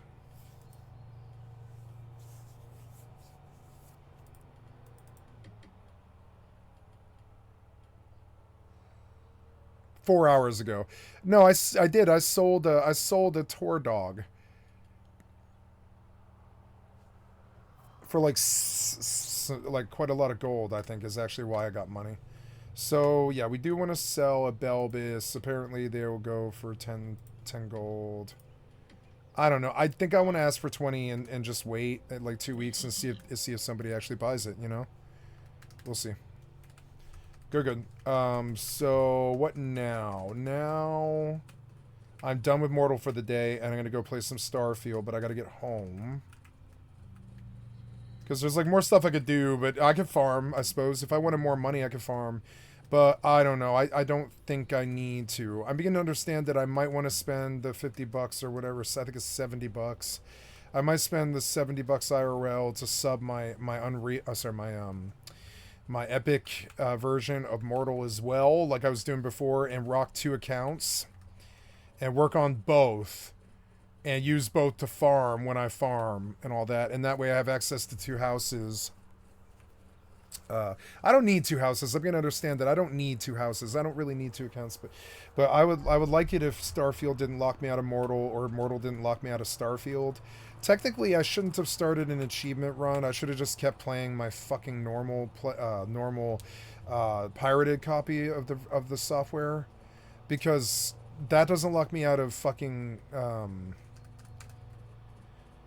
EAC, and I would prefer to keep playing Mortal, chopping wood in the background to just keep banking gold. Because there's books and houses and stuff that the gold can buy that are really valuable in this game.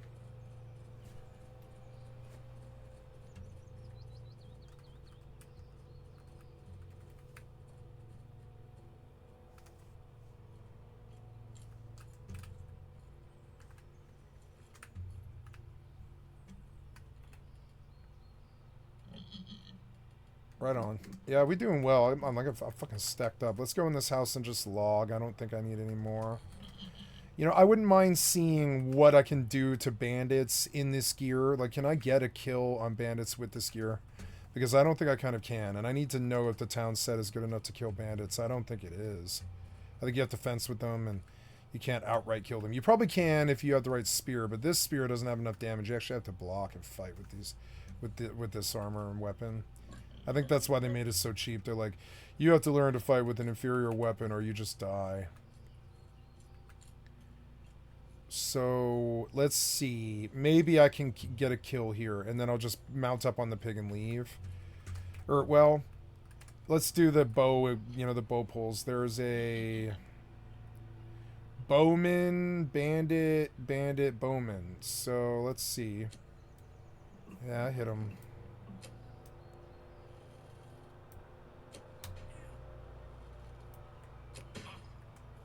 Okay, let's get the pig on him. No, let's get the pig on that guy.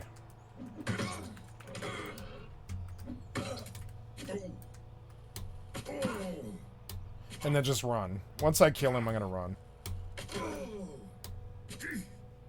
The other guys aren't hitting me, which is good. Oh, the other guy's gonna wait? Oh, okay, I didn't know they designed it like that.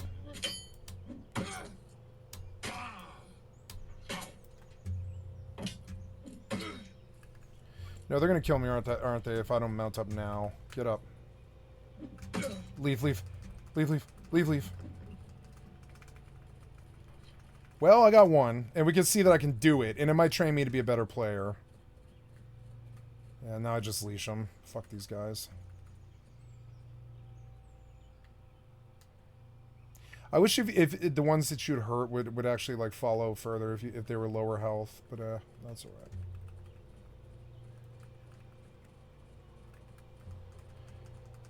So it's kind of a pain in the ass, but you can do it, you know?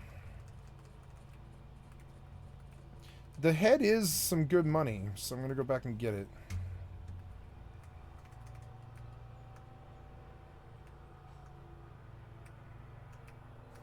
Oh yeah, 76 got the fishing update, and I suppose I should take a look at that. I kind of wish 76 didn't take up the EAC either. I hate EAC's like incompatibility with other clients. It drives me fucking crazy. Steam 2 and GeForce Now. Ugh. So what do we do? I want to drop this stuff.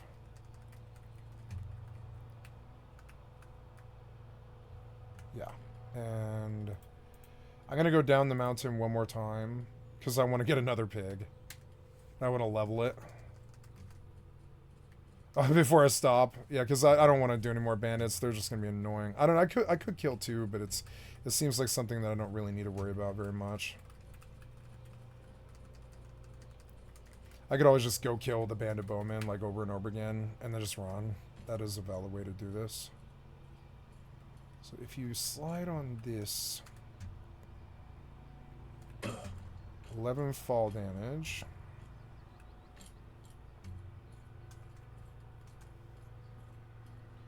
And I'll go grab a razorback, and then we're done. I'll just ride back up the mountain and log.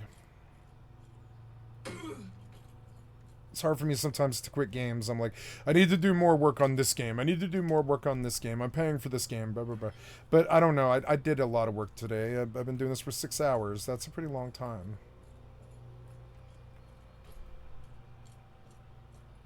Alright, contact is messing with me. Or no, maybe I have something in my eye.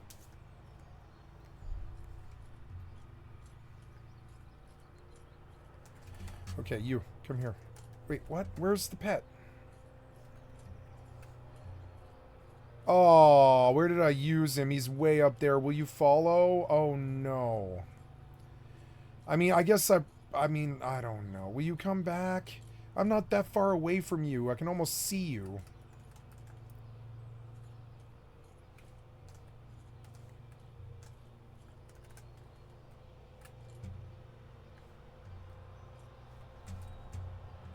Let's just go get another fucking razorback. God damn it. I'm sick of these animals not following. Oh, here you are. God damn, you were annoying.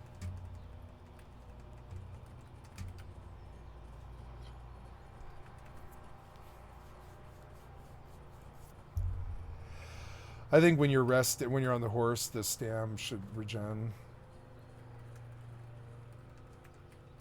I don't know, I have a ride. I can go find a different mount, I suppose. Is there a... Oh, there's a mature one. Let's go get him.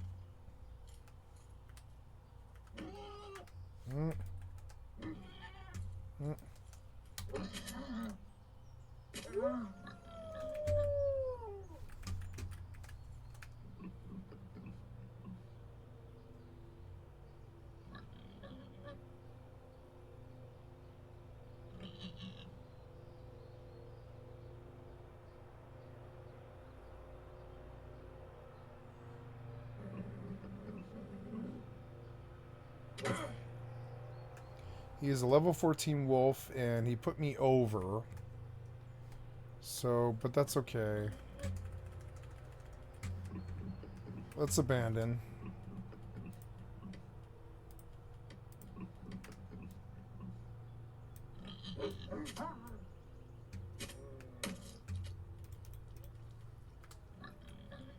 Did you aggro me? You did. No, I want you to open the bags. Ah! Close this.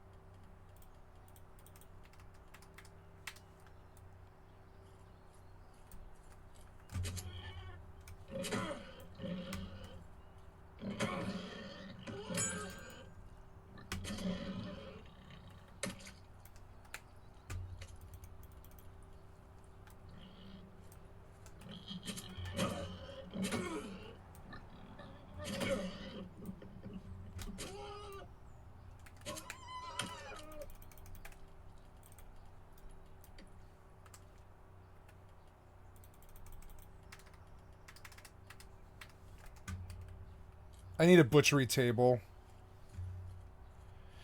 And it means like going and farming in...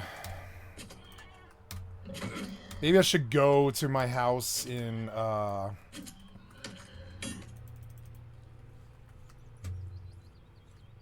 Tindrum. Oh, come here.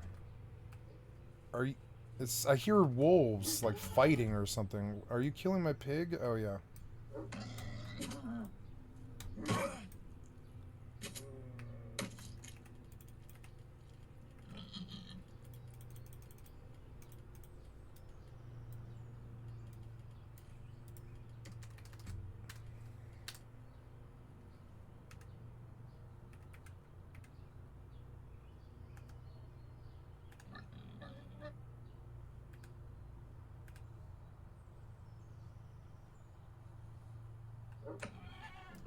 Don't kill my pigs.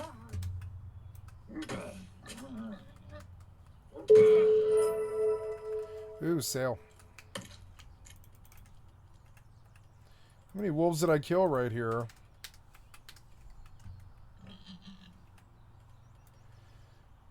I'm gonna need another keybind.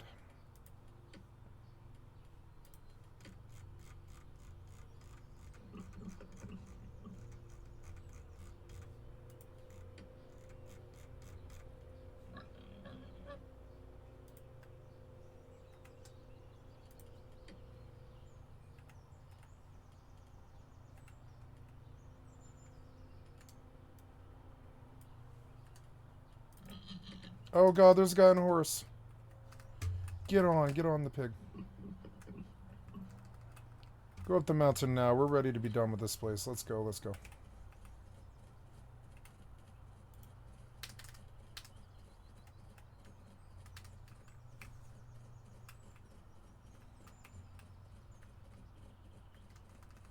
I love two pigs because I can run full speed and just swap them out. Wait, did you follow? Oh god, I don't think you followed. Go back.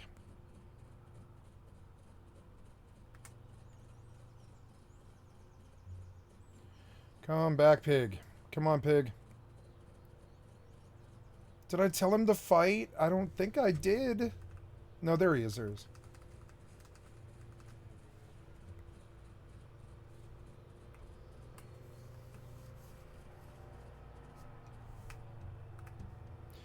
Okay, B's out of gas.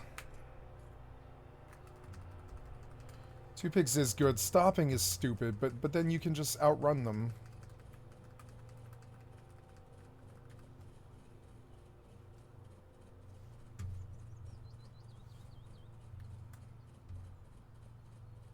Oh, I forgot I got all these weird boar attacks. I wonder if there's something else I can fight right here. I want to experiment.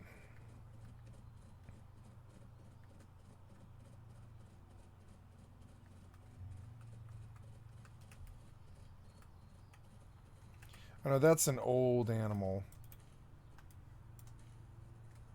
To get them to actually do their abilities is probably really annoying.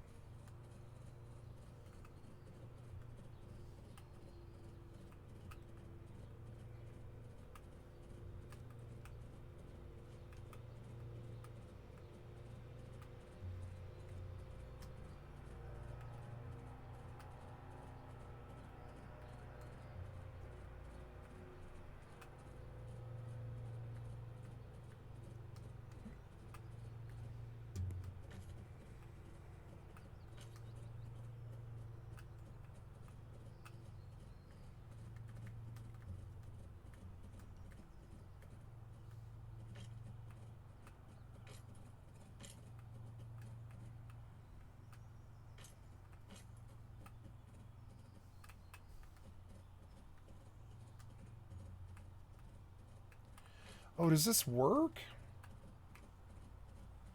No, I don't want to go any further that direction.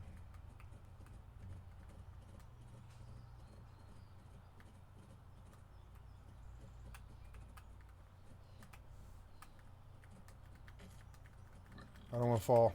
I don't want to fall. Don't super run me off this cliff. I don't want to go.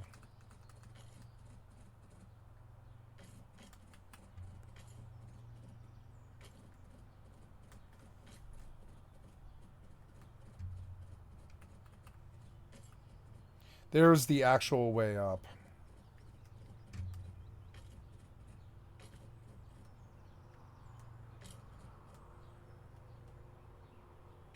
Look, it doesn't hurt you if you do that. I need to learn. I need to learn the game.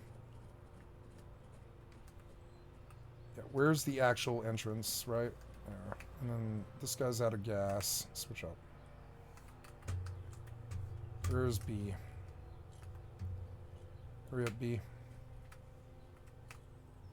Get on B.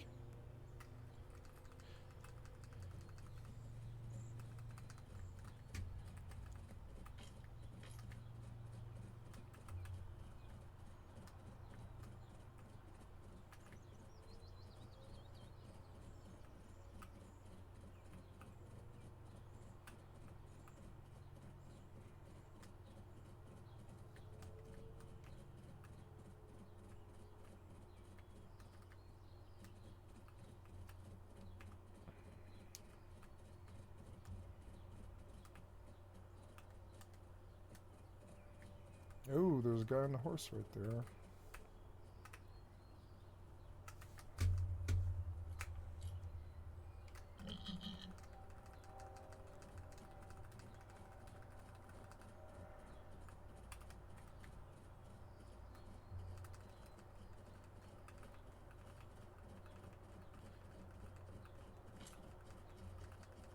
I wonder if I can catch him with 2 pigs. Let's see.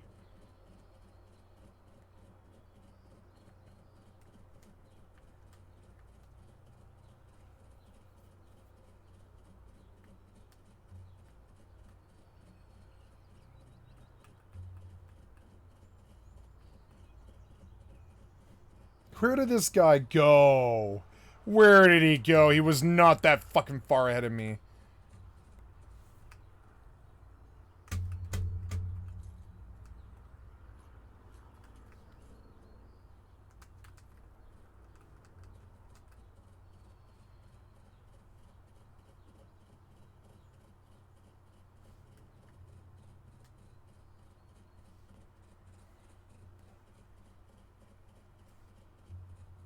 Where did this guy go?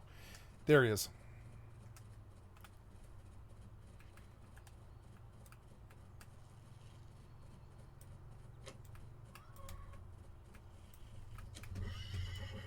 I killed his horse. Oh, yeah.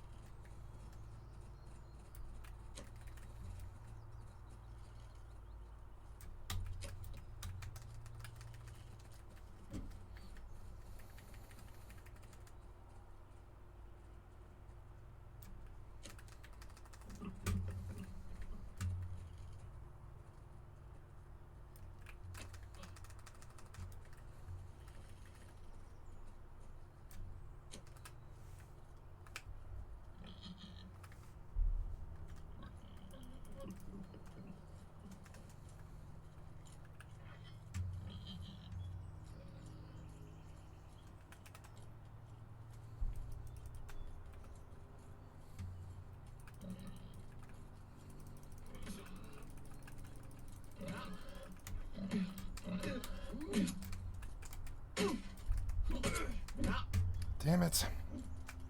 Can't kill this guy.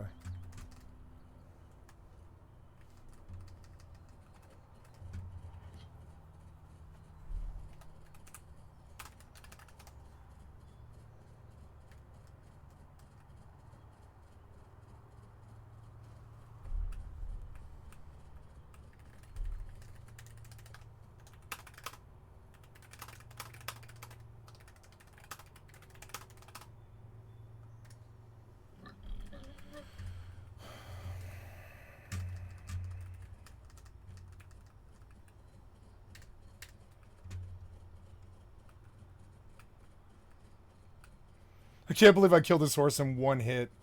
How did I do that?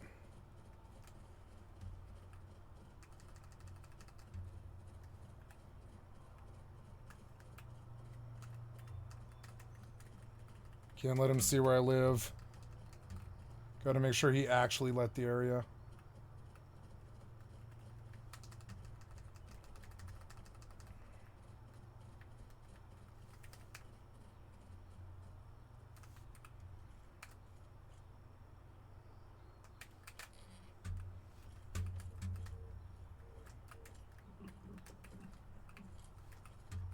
If I had a real set, I'd fucking kill his ass.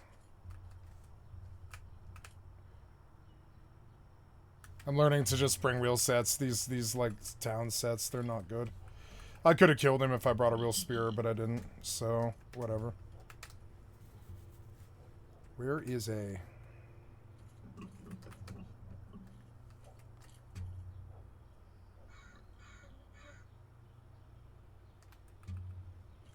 Where is A? There you are. Or B, I mean.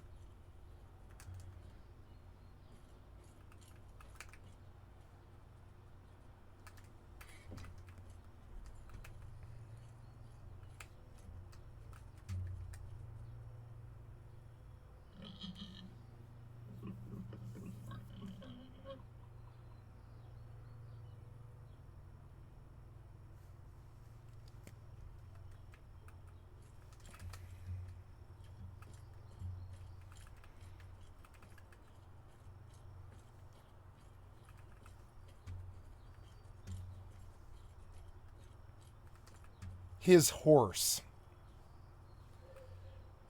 Was there something on the horse? I don't remember where the horse was, so it doesn't matter. I don't remember where that was. I mean, I know it's close by.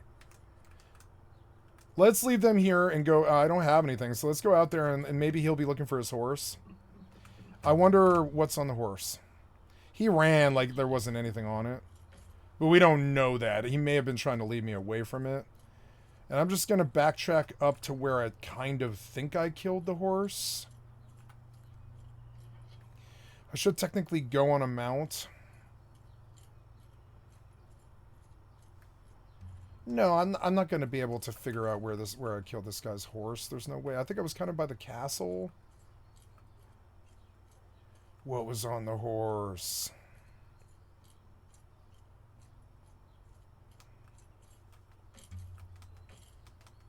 I couldn't believe when I knocked him off the horse. I was like, no fucking shot.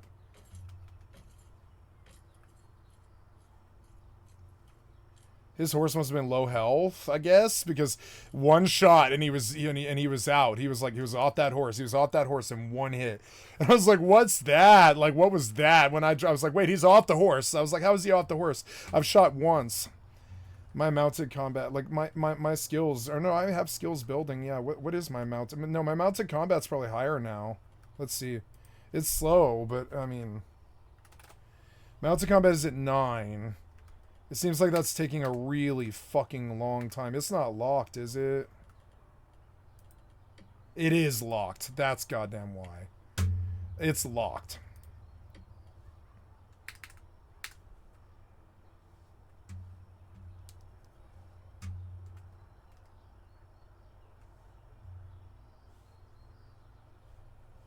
Where was this guy's horse? I downed him right around here. I know I did. I looked backwards and tried to take a mental snapshot. I should go back. I could go back. I could pause the recording. I could stop the recording and go back and figure out where this is, but I don't need to do that. I've been thinking about setting up shadow play or something like that, so I can go back and tell myself where stuff like this is. But I don't care enough. I don't care enough about this. I don't think this guy cared enough about this.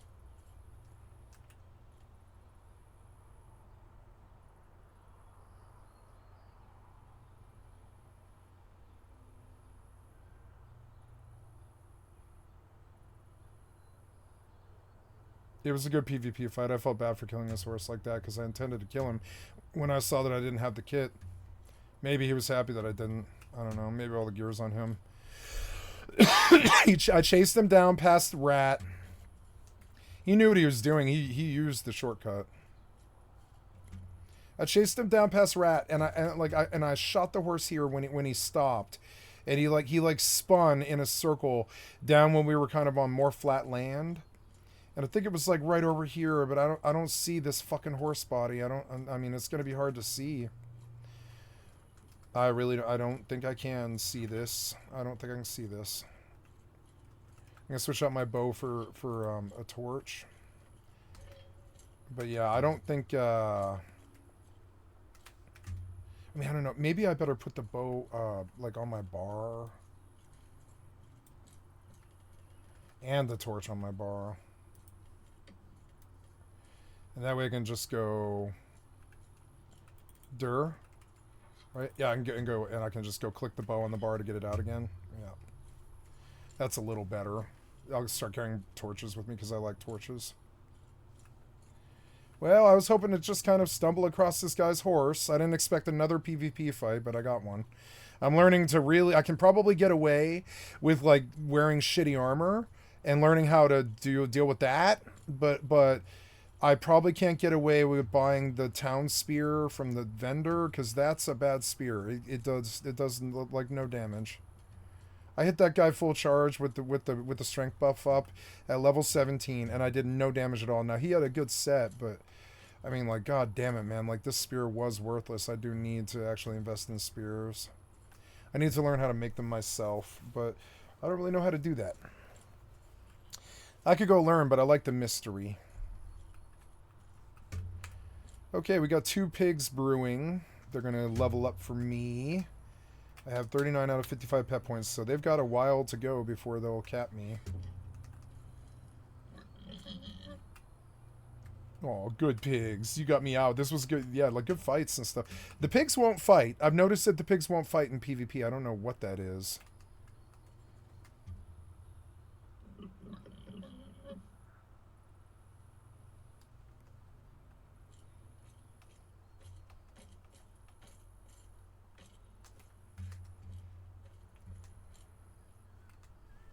I'm going to sit here with a torch in the window, let them know I'm here.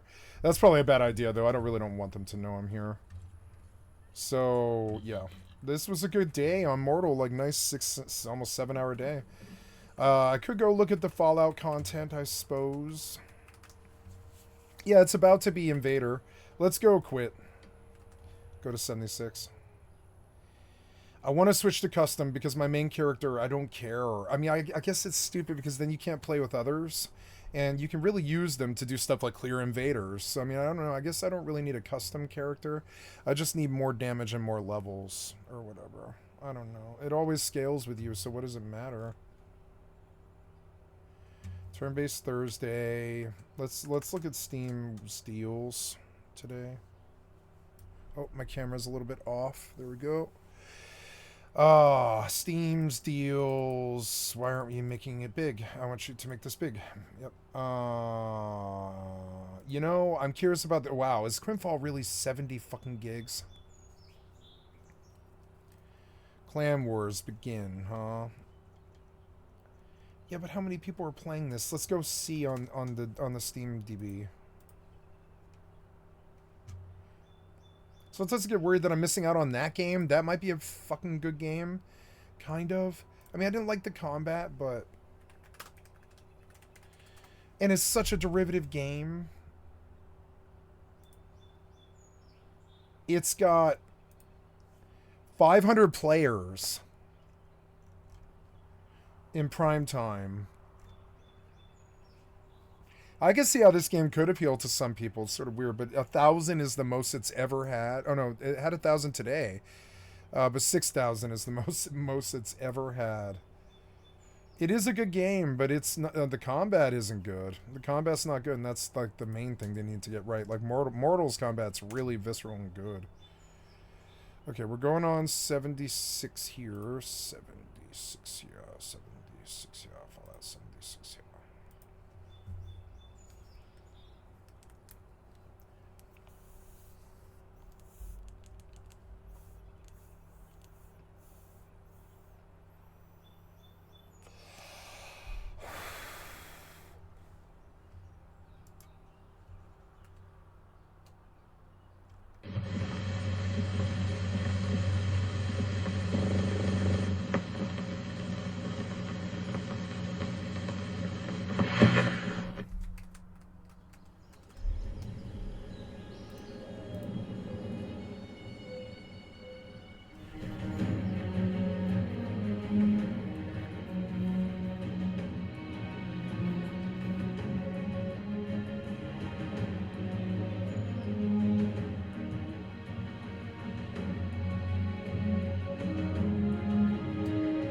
Oh, good. They gave me my credits. Maybe I can buy that,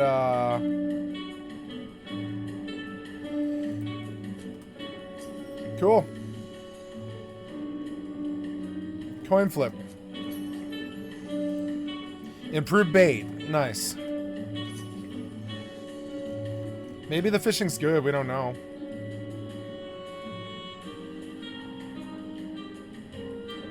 Fish trap boat bundle for 1,800, but I need the...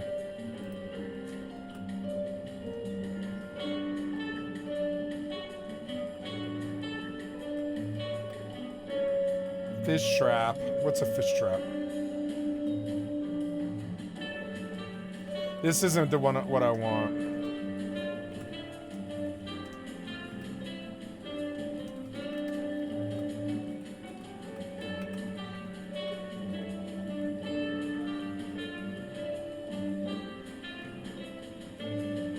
God, that cat looks like garbage. You couldn't do better than that.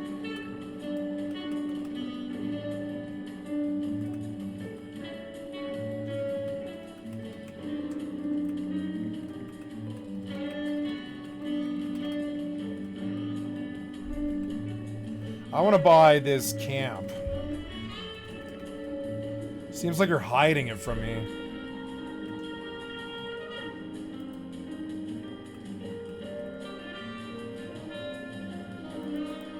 I'm not looking for shelter. I'm looking for,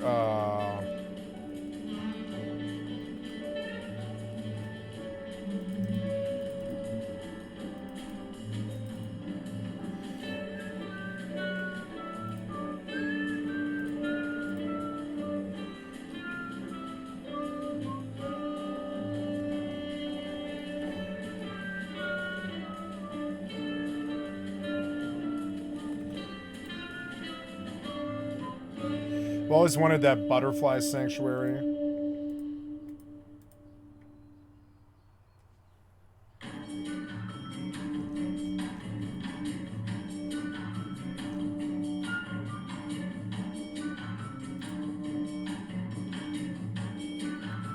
Oh, tents. Here we go, tents.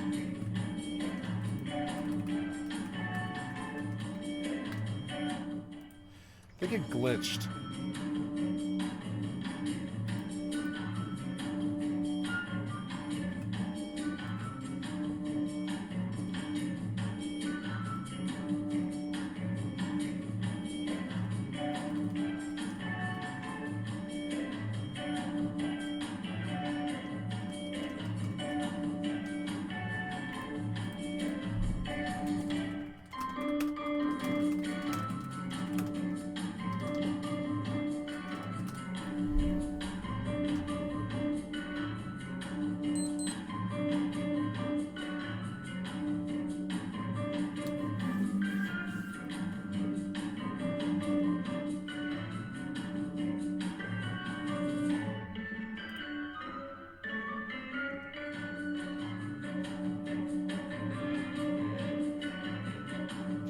Oh.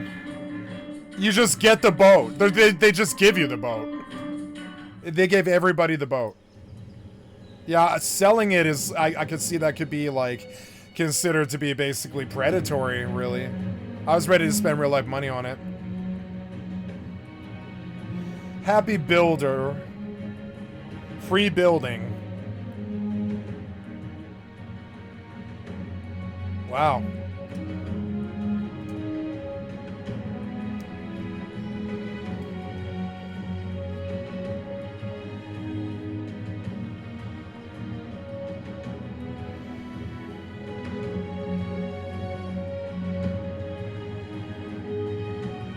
This is all solo stuff, so I'm going to do it on private where my loot isn't taken.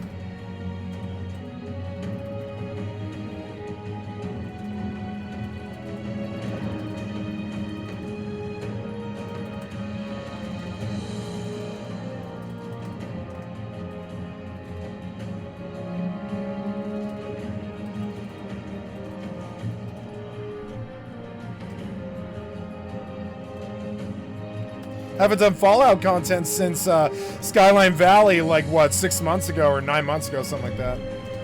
That's cool. I like new content. Even if it is fishing, I like fishing. Whatever. Maybe they made it fun. I fucking doubt it, but, you know. Okay, so you have some stuff. Yeah. Oh,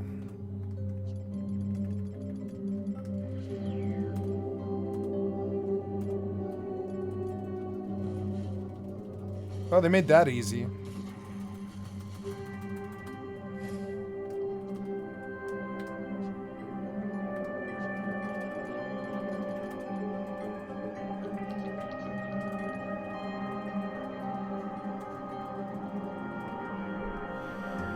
Tickets to gold bullion. Ended seasons. Your unused tickets will be exchanged for gold bullion, claiming 340 gold bullion from 340 tickets. Oh, I didn't spend 340 tickets because the season ended and I didn't spend it, and that's so stupid. I can't believe I didn't do that. Oh, I gotta actually go spend this season stuff. I can't believe I did that. But they gave me gold bullion, which is fine, I guess. I don't know. Wow.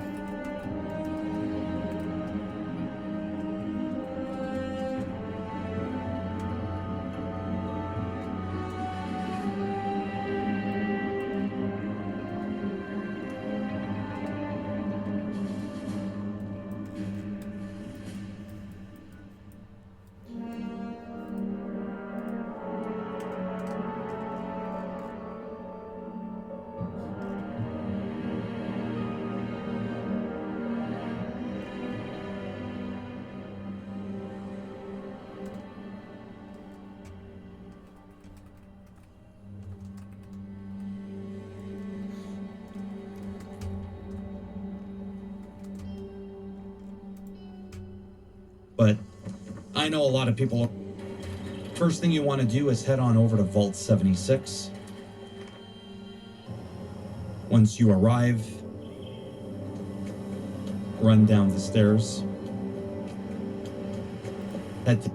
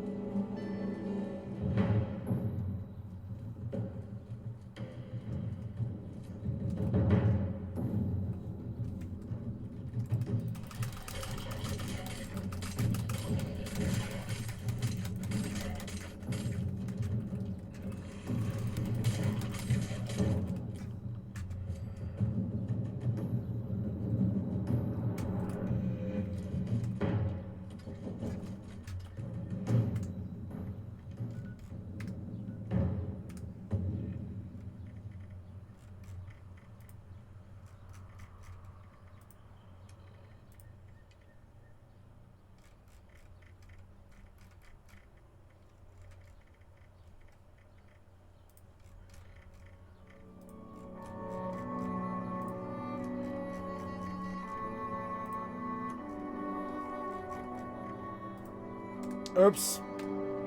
I forgot to do the damn alien invaders. Oh, it's probably over. It's probably definitely over now. It's probably over now. Yeah, if we look at events, yeah, or, well, yeah, like, I don't think it's up anymore.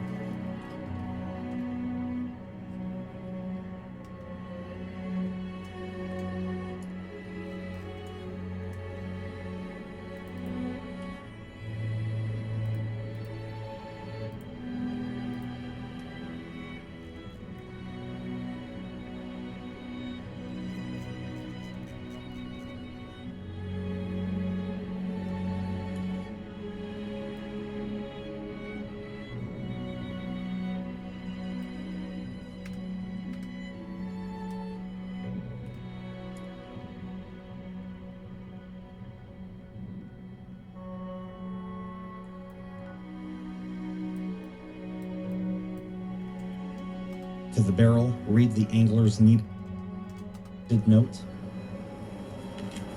2 to 3 seconds after, you're going to have the ability to track the quest that's going to pop up, called casting off. You're going to want to go ahead and track that. Hey, he's got the same amount of money I've got. That's cool. Casting off. Look at the bottom right where it says show on map. So you'll click that to show on the map. Obviously, I can't do it because I've already done it. And it'll bring you over here right above the red zone. Okay? Right here.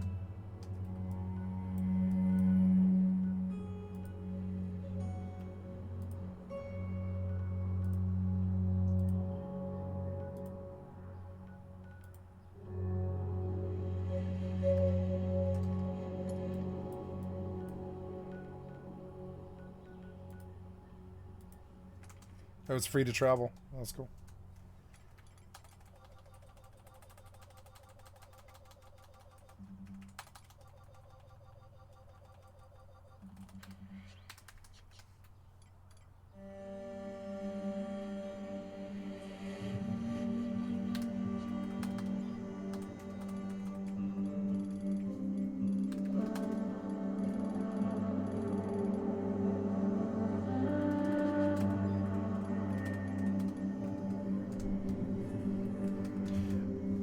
Ooh, frames are good. It's like a more modern designed area.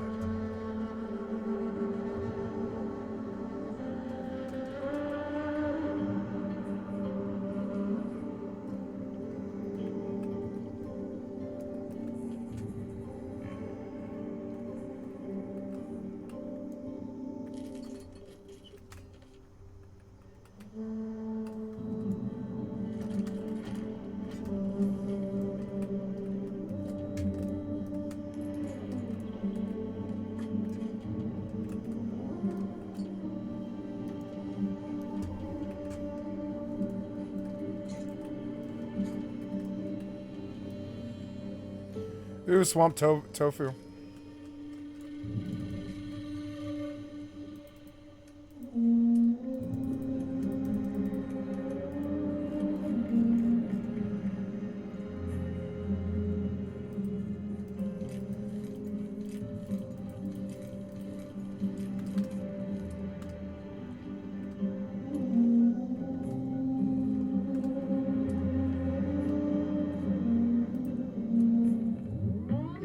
I didn't fucking spend my points at the end of the season. I'm so dumb.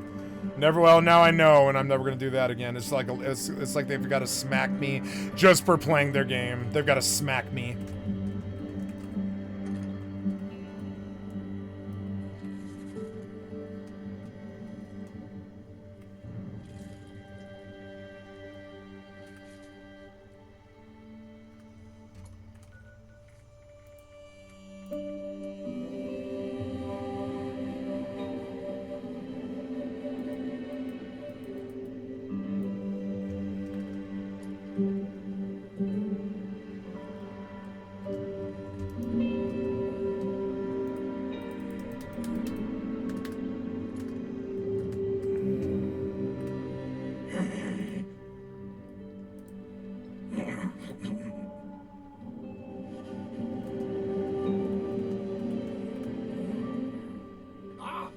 Face, come to volunteer your services, have ye? Oh, him. He's truly a monstrous creature. Oh, he's truly a fine specimen, isn't he? A gentle soul. But never mind about that.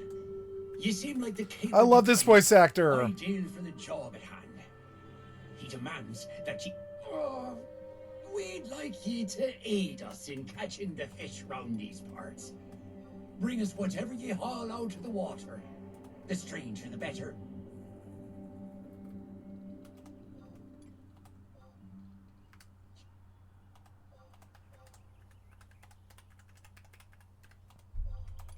Some kind of glitch.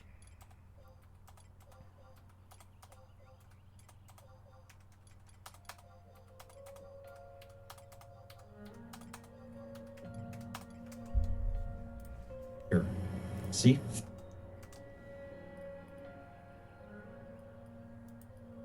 What do you want to know? I think he wants to use them. Don't worry yourself about the particulars, friend. You just bring us back 3 fish and be snappy about it. Oi. That's good. My friend here will... You better get to it.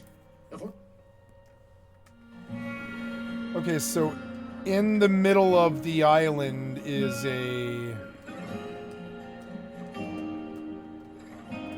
well, let's see.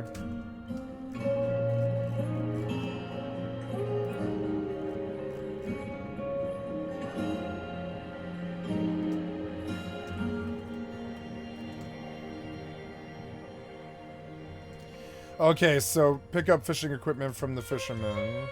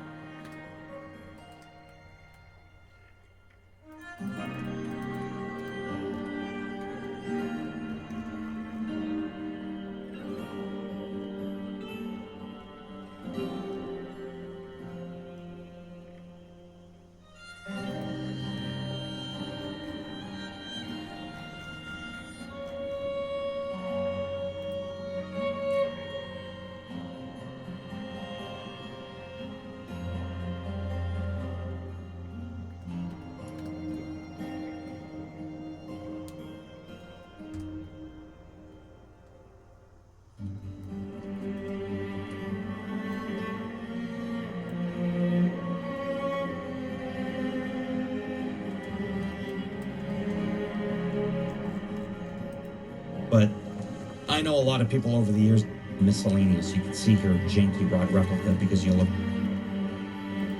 is in your items and miscellaneous. You can see here janky rod replica.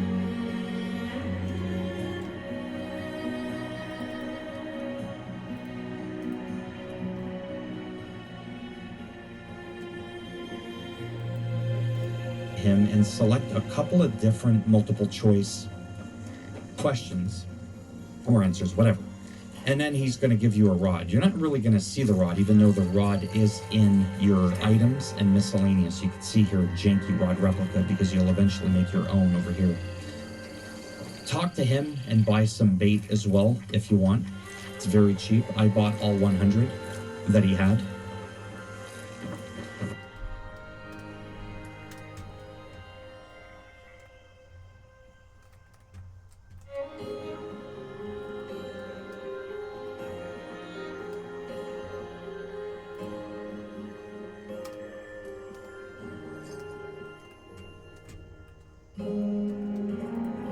Then you just go to any body of water. You don't need to equip it or anything like that.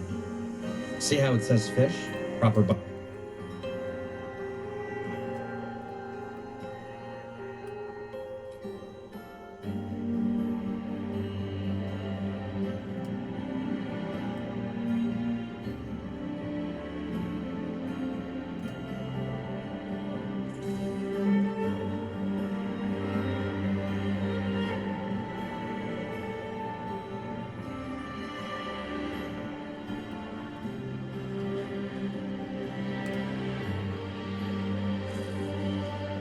Oh, it's the ESO fishing system.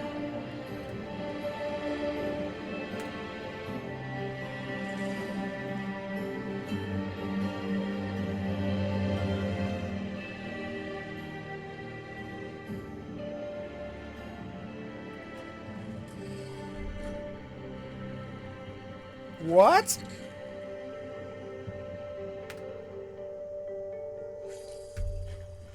Okay.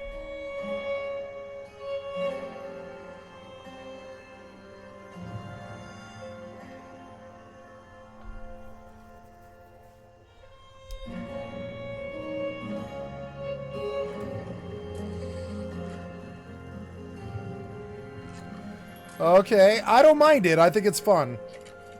Brooks Silverside, okay.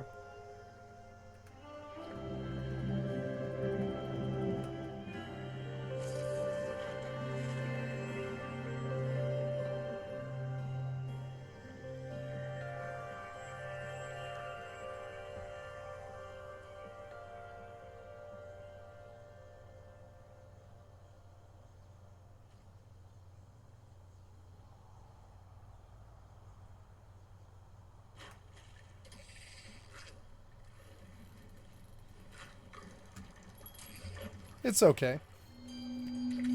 Sunscreen. I want the boat. Cool, you can do this like anywhere where there's water.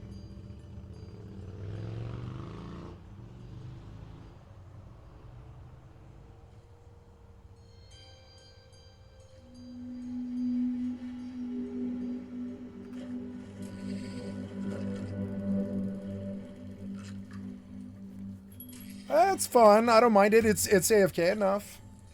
Red belly. Ooh, scores. Challenge complete. Nice.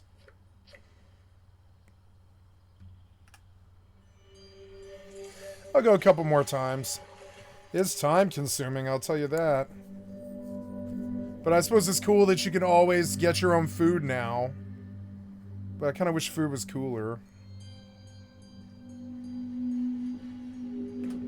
But it just makes a good game already better, you know. It makes game like I like that they added a MMO system that this game always should have had, you know.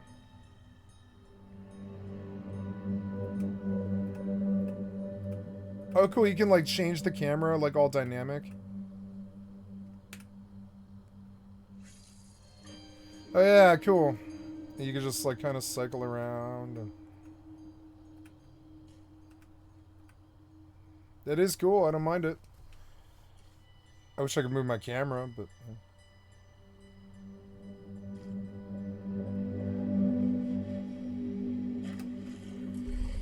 Oops. No. No! It, like, fought me really bad. Like, what?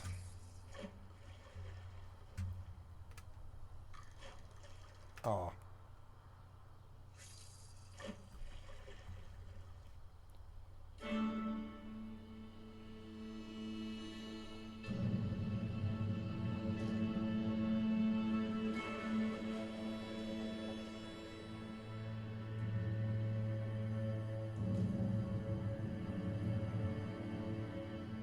You're so annoying. This is way too long. This was like 30 seconds or something. No, don't leave.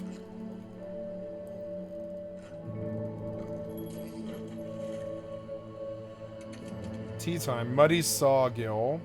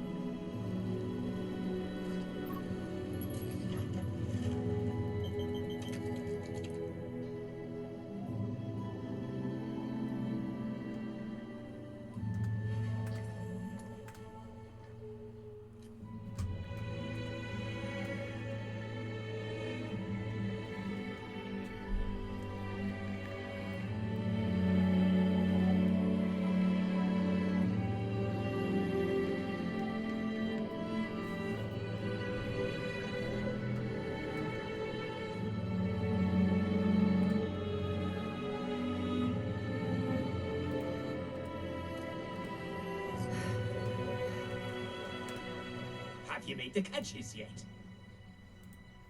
Perfect. Give him... Don't bother me, friend, with these. Chop them up into fish bits before you do, though. She's eaten plenty today, and...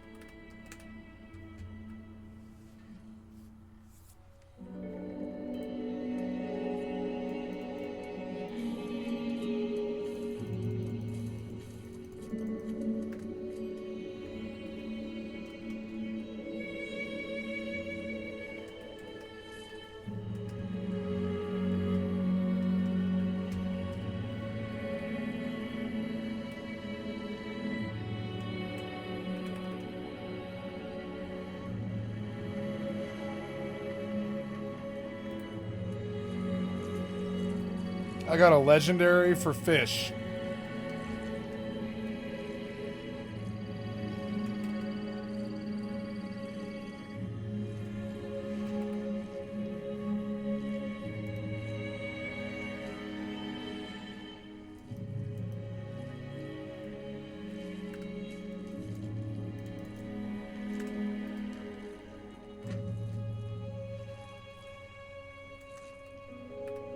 Did you feed the beast like I asked? I can't say I'm too so. Once she's filled that cavernous stomach and gulped, God knows what else she's got in that. Anyways, thanks for your help, friend. Keep your eyes open for any rare beauties out there. She's especially fond of anything that gleams. And make sure you come back soon. There's still plenty of places to cast your net. I have some work for you, if you have the time. Oh, don't look the fish in the eye. You lose them that way.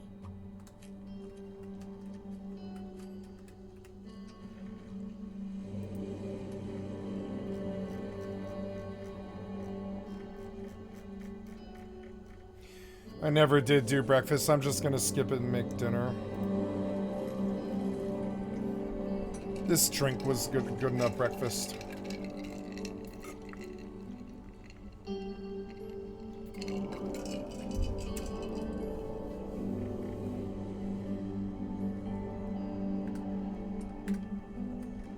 Pay no mind to my friend here. He's got a skin condition.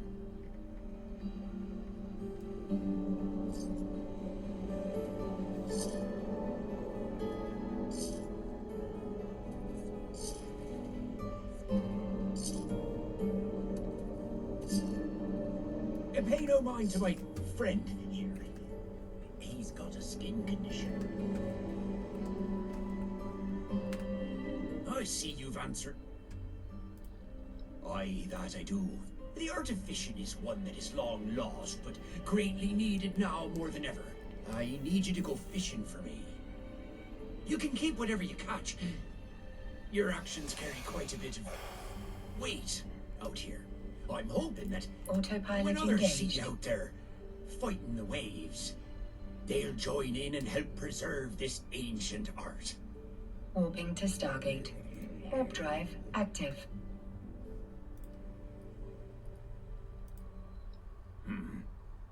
Nothing good ever happens in a bog. Not much fishing to do there, neither.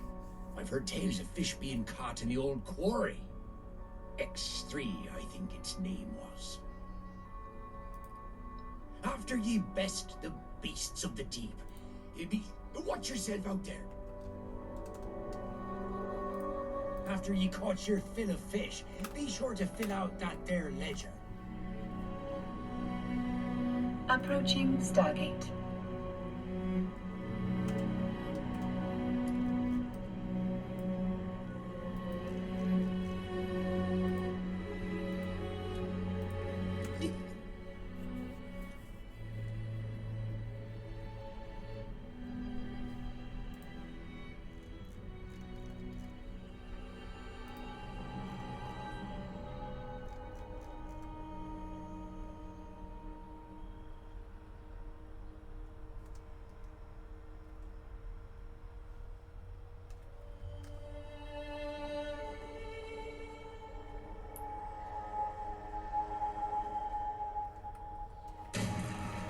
Oh shit. That's not too good.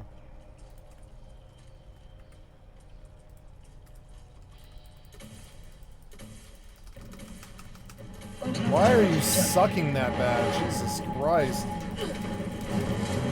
What? I was one shot by something that teleported on me. What the fuck was that? Come on, man.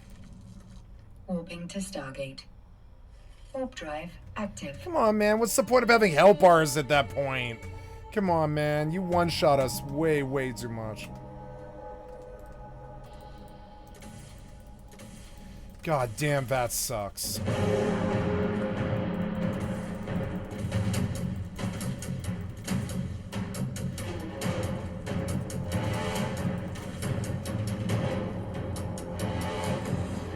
It's good XP though.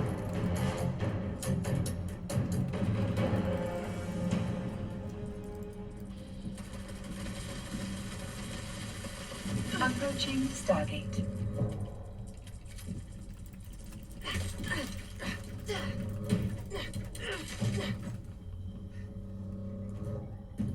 I just gain all my health back over time. I don't even have to like.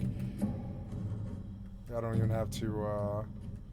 Like ghouls just get their health back all the time. Like it's crazy.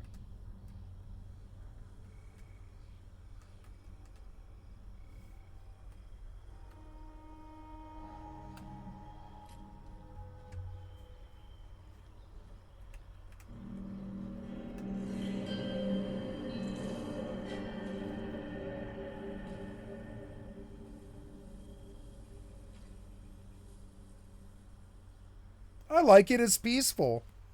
You know, yeah. It's an addition to the game. I don't think it really matters too much, but if you want legendaries and you're bored and you know that you don't have the patience to shoot things.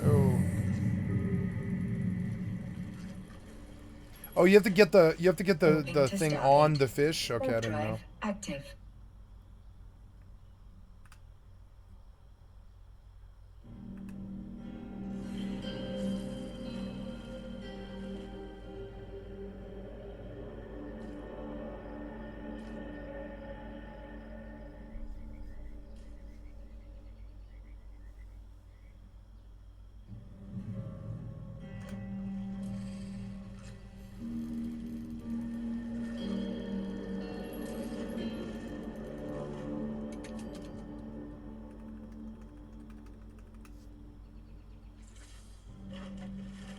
I'm glad the console kids get a fishing game in their MMO. It's actually really good. I don't care about it too much because I've like maxed this game out, but it's an addition to like say a custom playthrough. Although I don't know. I mean, I guess it would be good. Yeah, it would be good for a custom playthrough because you can pull legendaries early with it. Oh, he got away. I guess the further I have to learn the game. I think the further you are from the ring, like the slower the thing goes. It's kind of annoying.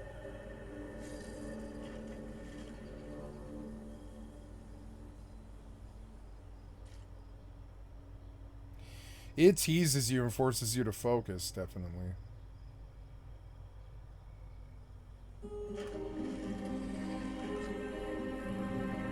Damn it! I'm not really understanding the game.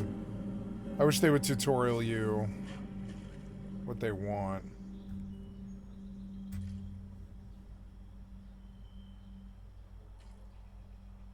Autopilot jumping.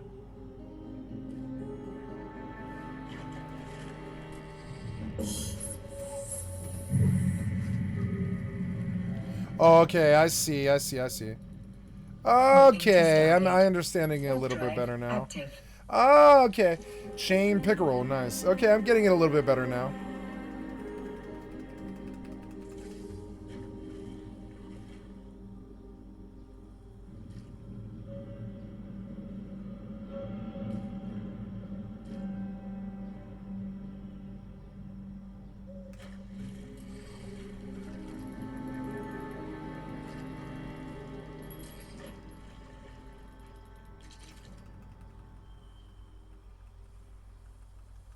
Approaching Stargate. It's fun enough, yeah.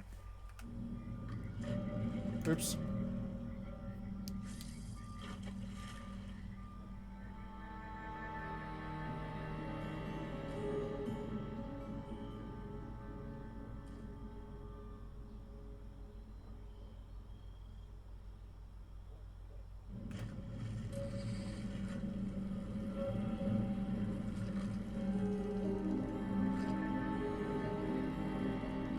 Little tricky on PC.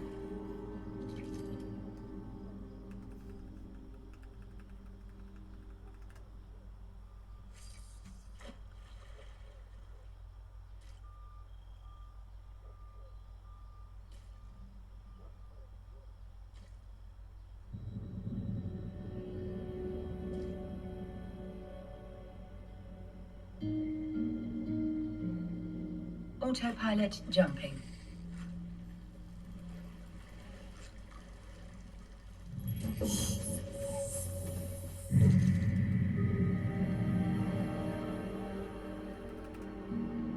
Stargate.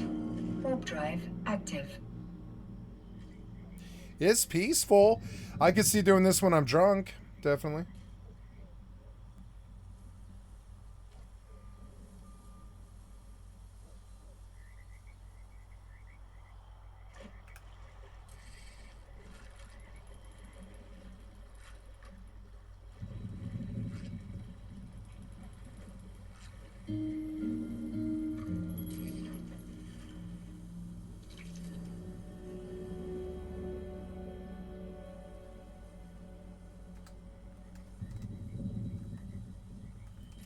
Approaching Stargate.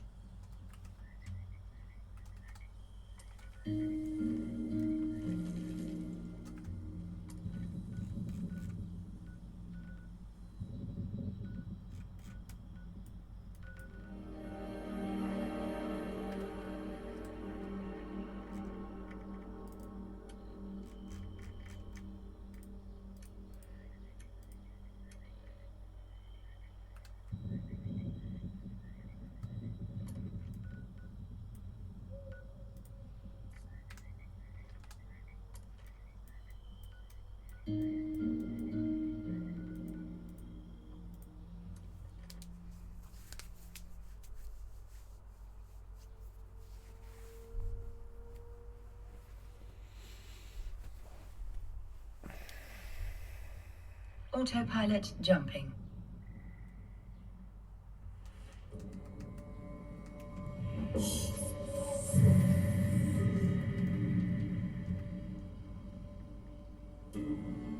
Warping to Stargate. Warp drive active. If you find yourself lost, take a gander at your map for bodies of water.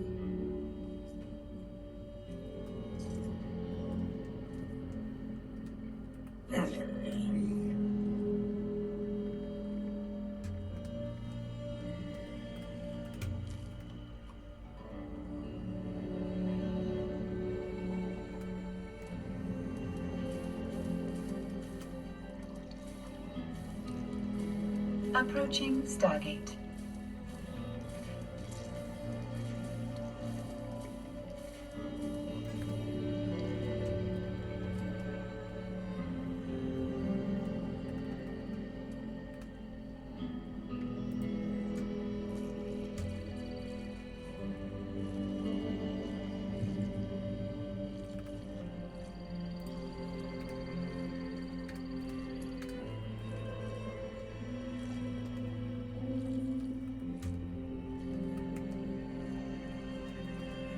Thank you for catching them fish. We needed more bait.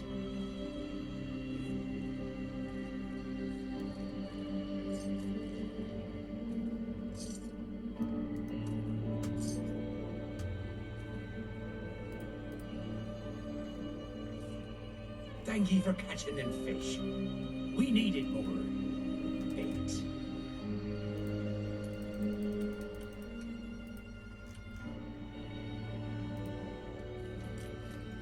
Autopilot jumping.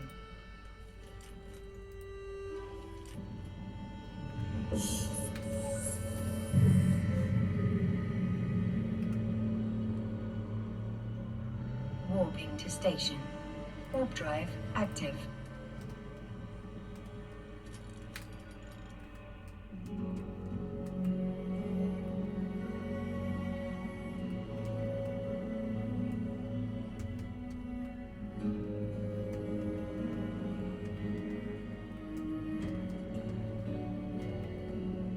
Approaching station.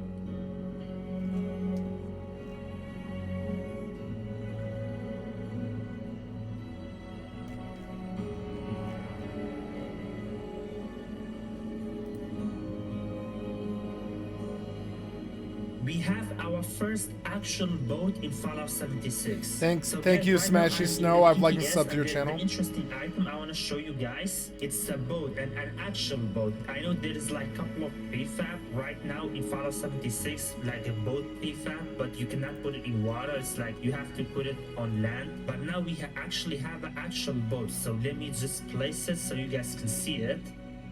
As you can see, right now that is water. We can place it like literally anywhere we want, and it's like kind of big as well. It's not very small, as you can see.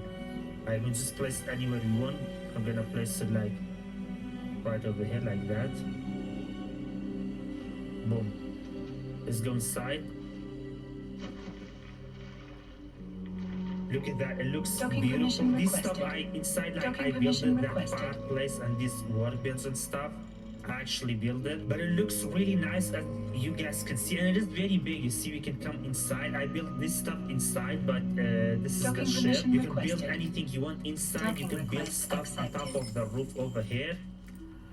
You can build stuff on top of the roof. You can build stuff in front of it. It looks Autopilot really disabled. nice. Waypoint And you can reached. build it anywhere you want. You cannot build it on top of land. It has to be on top of water. So it could be like this water over here, like this water over here, like any type of water, this water over here. You can build this boat on any type of water beside land. It cannot be built on top of land, but you can build it on top of water, and it's really cool. And if you are wondering how to get this boat, I think it's the plan. You can get it from this place, the Fisherman's Rest. But yeah, let me know what you guys think. It looks really nice.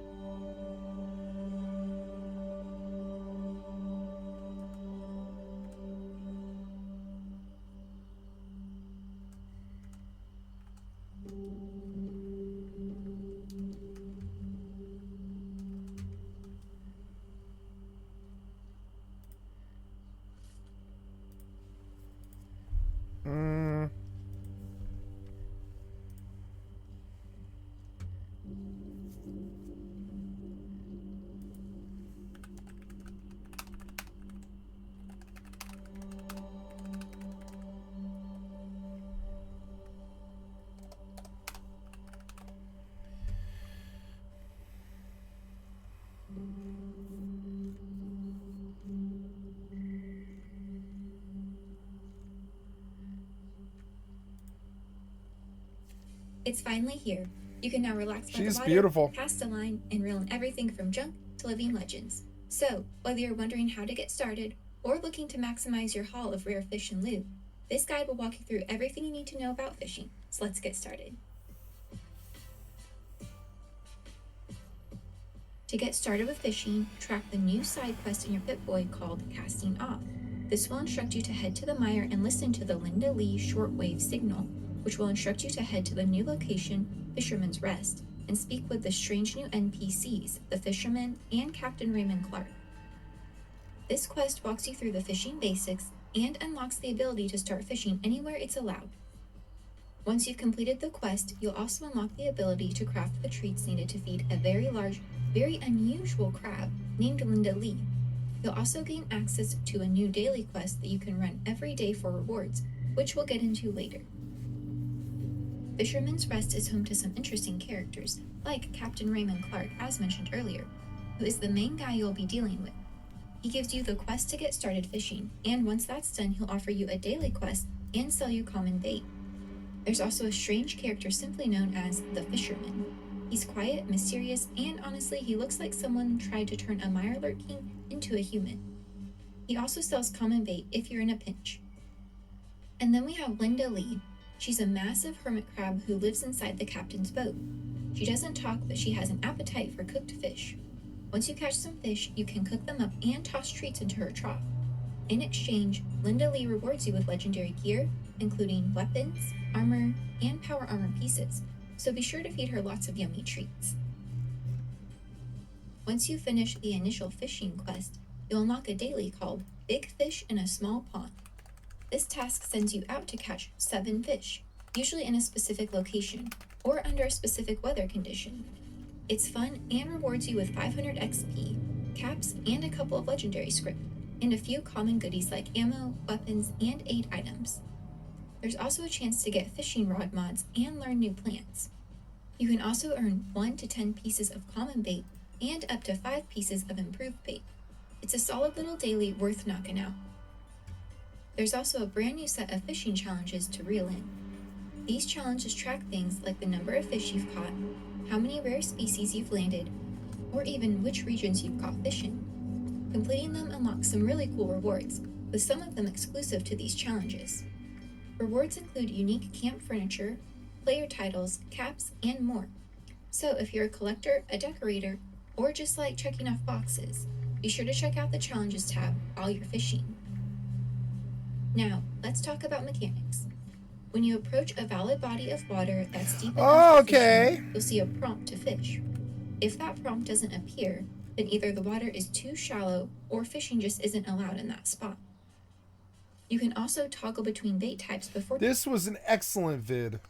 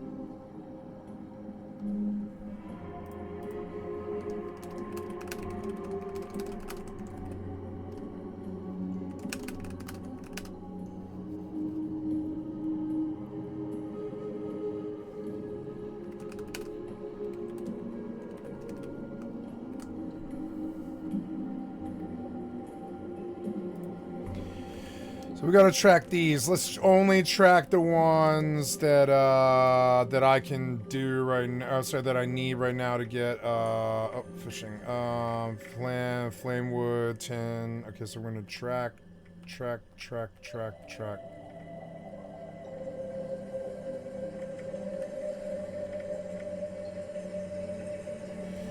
Okay, so we're gonna track the ones that can give me floats. That's called like a float. Thank you for catching them fish. We needed more bait.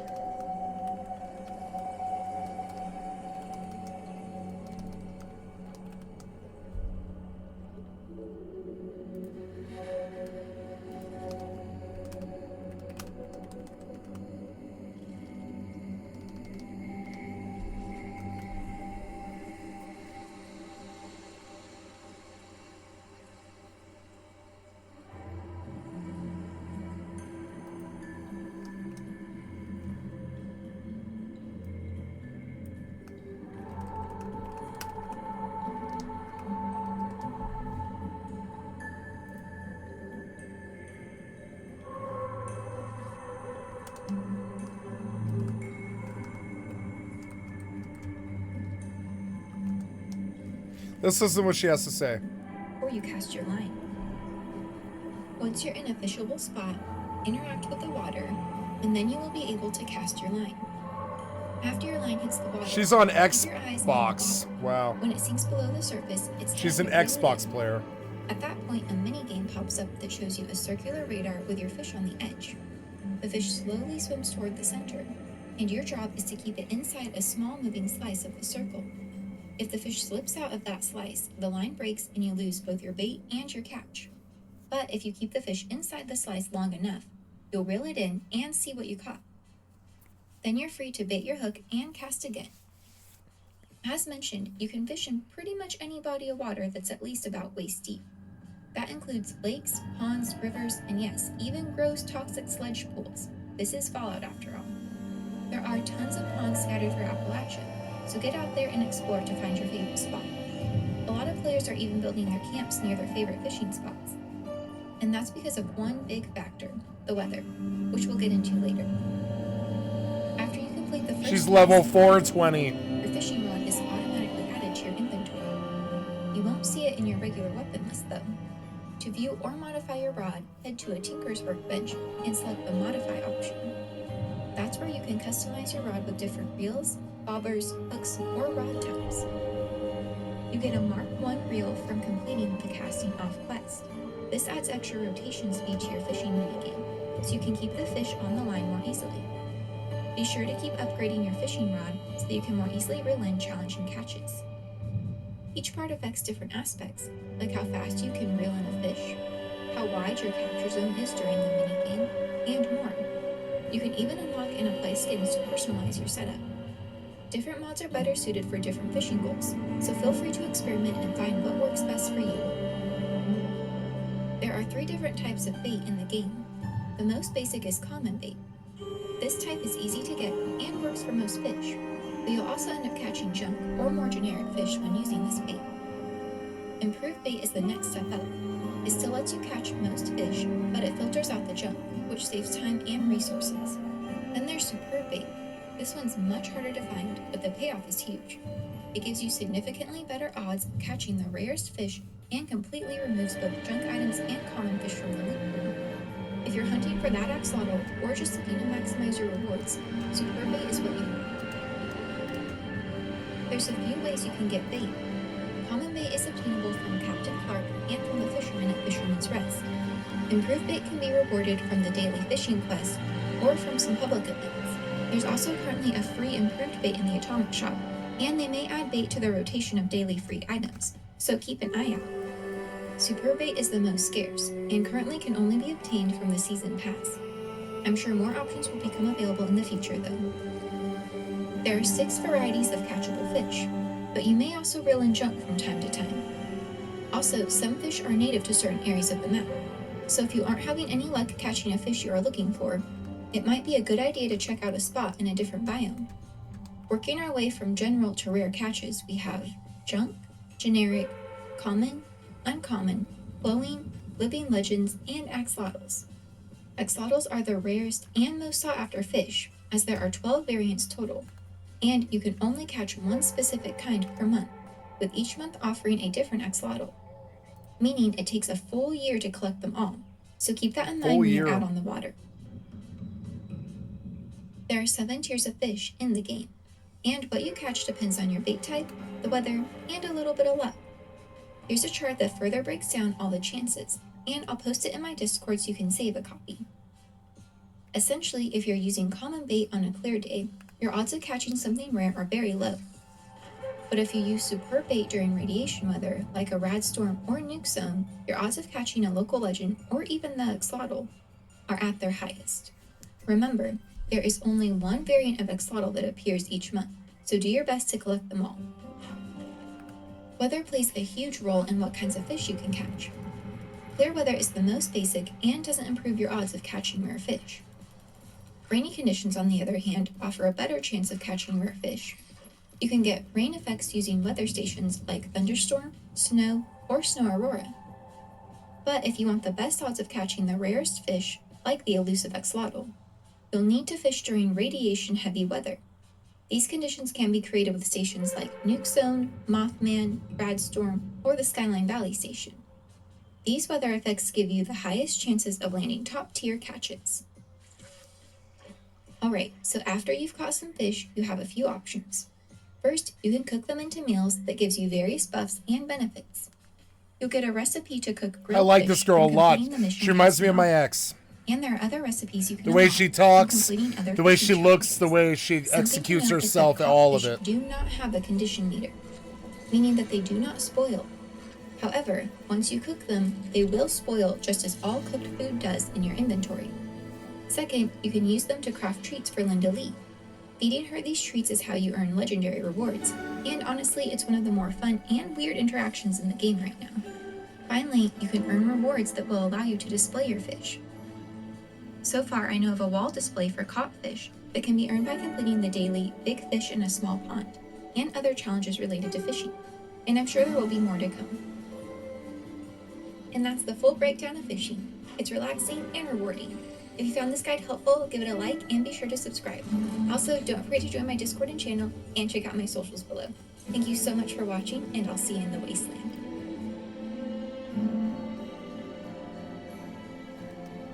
And check out my socials below. Thank you so much for watching, and I'll see you in the wasteland.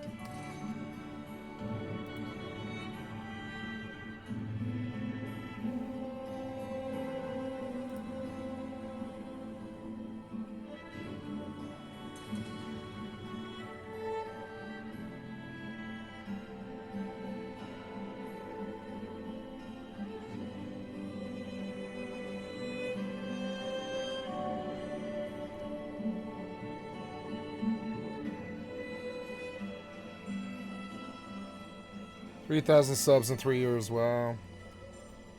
But you have to do so much work to do that. Look how much work she does.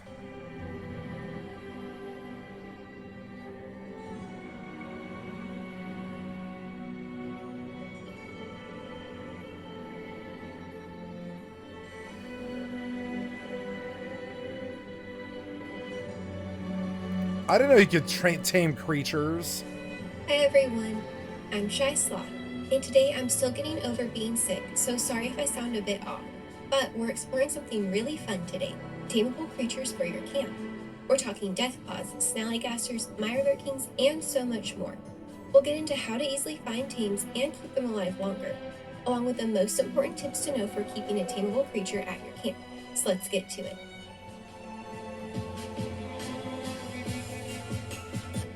So, to get started, you'll need the Animal Friend perk card rank 1, 2, or 3, depending on what creature you want to I always tame. wonder what that was for.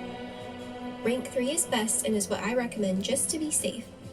And here's a list of all the possible creatures that have a chance to be tamed, so that way you can have the one you want in mind before you head out if you're looking for something specific. You'll also want to keep a map on hand of all of the locations where tameable creatures can spawn, but we'll get more into that later.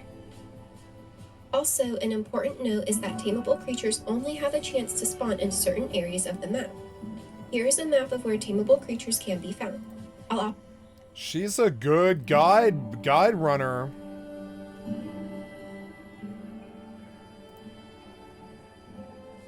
Hi everyone, I'm Shy Sloth, and today I'm going to give you a quick rundown on how to pick locks in Oblivion.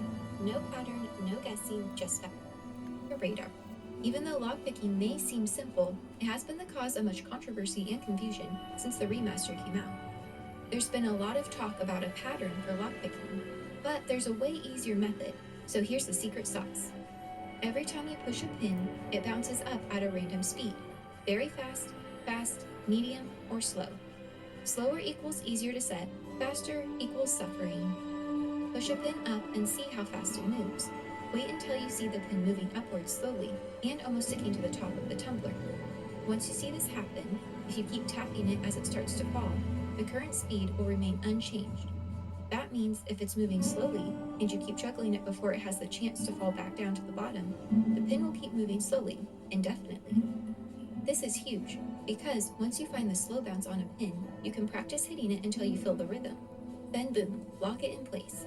No randomness, no pattern, no guesswork, just timing. But that's easy. I used to break pick after pick before learning this. but now using this trick makes lockpicking feel kinda broken, in a good way. So give it a shot. Juggle that pin until it's slow, learn the timing, and crush every lock in your path. No skeleton key required. If you still have questions... That was a good video.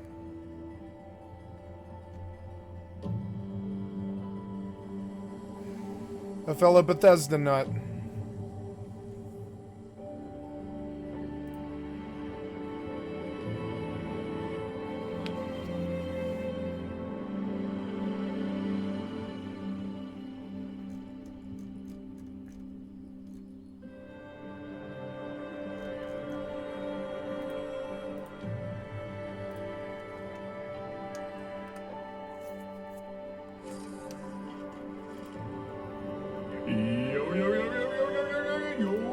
What up?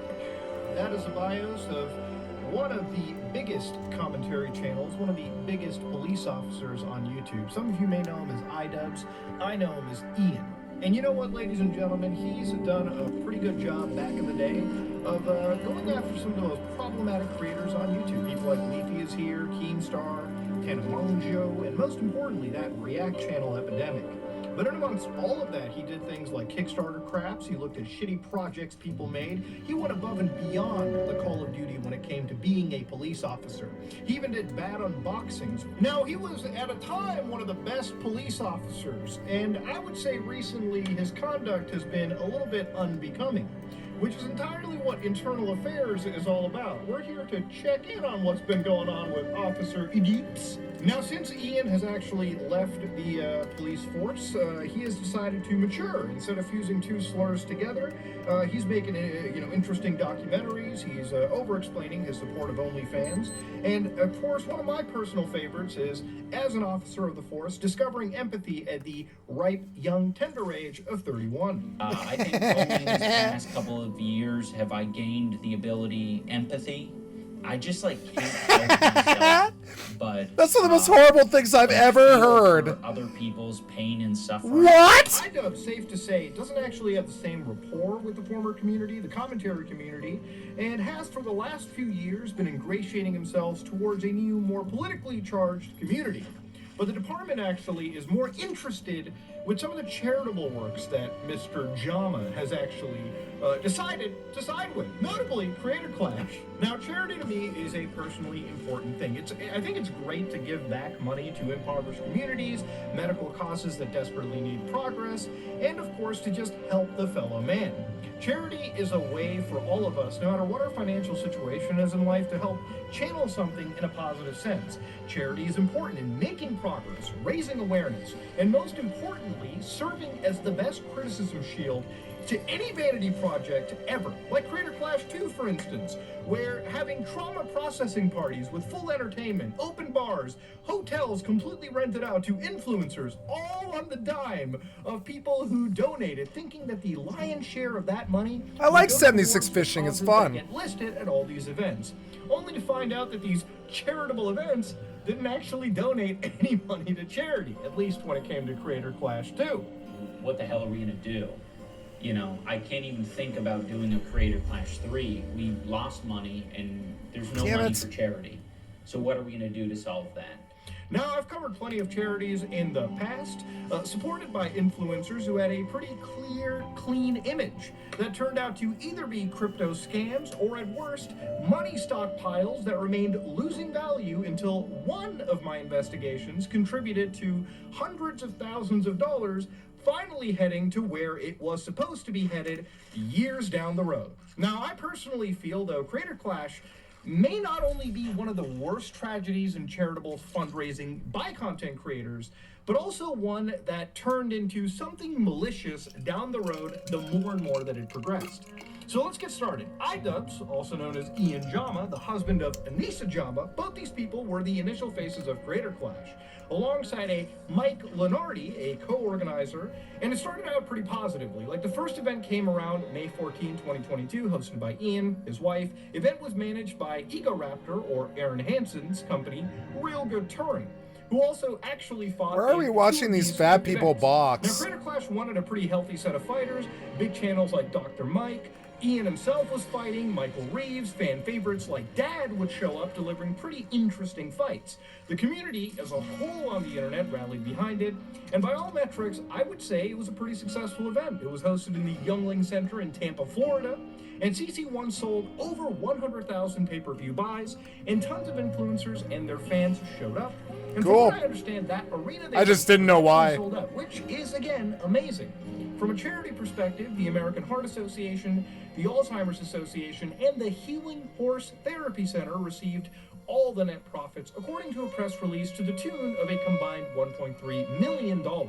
Now, it's also worth pointing out that the Healing Horse charity actually did belong to Aaron's mother. Now, that by itself isn't a major issue, but generally speaking, I don't like it personally when one of the people involved in the entire organization of the event is actually related to somebody receiving any disbursement of funds. I feel conflicts like that shouldn't ever be possible in the first place. Yep.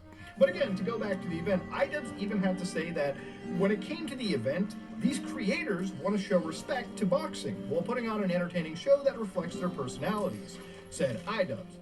It was really important to us that creators took this experience seriously, and let me tell you, they absolutely have. They've been training for months, and we can't wait to show you what they can bring to the table. Influencer boxing has previously been very money-driven, and our goal is to bring attention back to the sport while delivering fun and interesting personalities for an all-around great show for some great causes. Now that sounds like a great PR answer, but this clip that I found on the H3 podcast, I think really kind of shines a different light into why I think Ian and Anissa actually cared about doing this event. Damn it. And it doesn't sound as altruistic as one would expect. I really do feel that for both of these people, it almost was a way for them to ingratiate themselves with the community, to basically have a yearly event that would bring influencers together and effectively keep them almost perma-relevant down the road, right? If it works out, then we can do that, and there could always be a charity aspect to it. But I think the main goal is just to get the people paid who are involved in making it happen, rather than like making exorbitant amounts of money. So your goal is to build an institution of sorts, this creator clash where you can have people. Fun. There's a champion every year. It's a party. Interesting. It's like a way more exciting VidCon, or like I want it to be like influencers can like care about this and fans can care about this and like watch it and have like a build up, like maybe parties before and like stuff like that. Because we've gone to like the last Jake Paul event, and it was crazy the amount of influencers that were there. Excited to see it. They weren't all my cup of tea. Sure. But it was exciting. Everyone wanted to be there. It was fun, and I think if we can harness some of that, but have it be even more exciting, because all of our fighters are mystery fights. You don't know how it's going to go.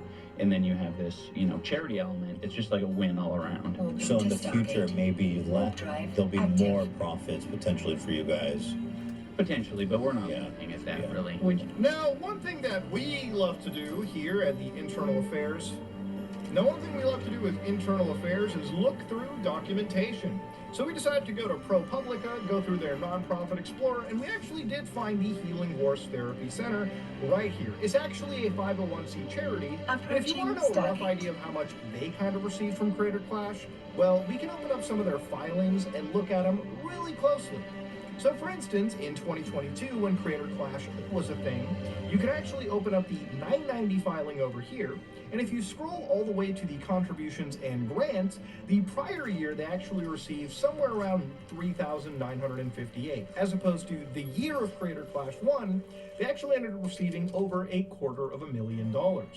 Now, the thing is, when you pull up the 990 filings over here, if we go to just 2014, one of the interesting things that come out of this is you can kind of get a rough idea of how much Creator Clash actually did contribute. Now at this point, you can see in 2020, the actual charity gets $87,000, probably from a different event.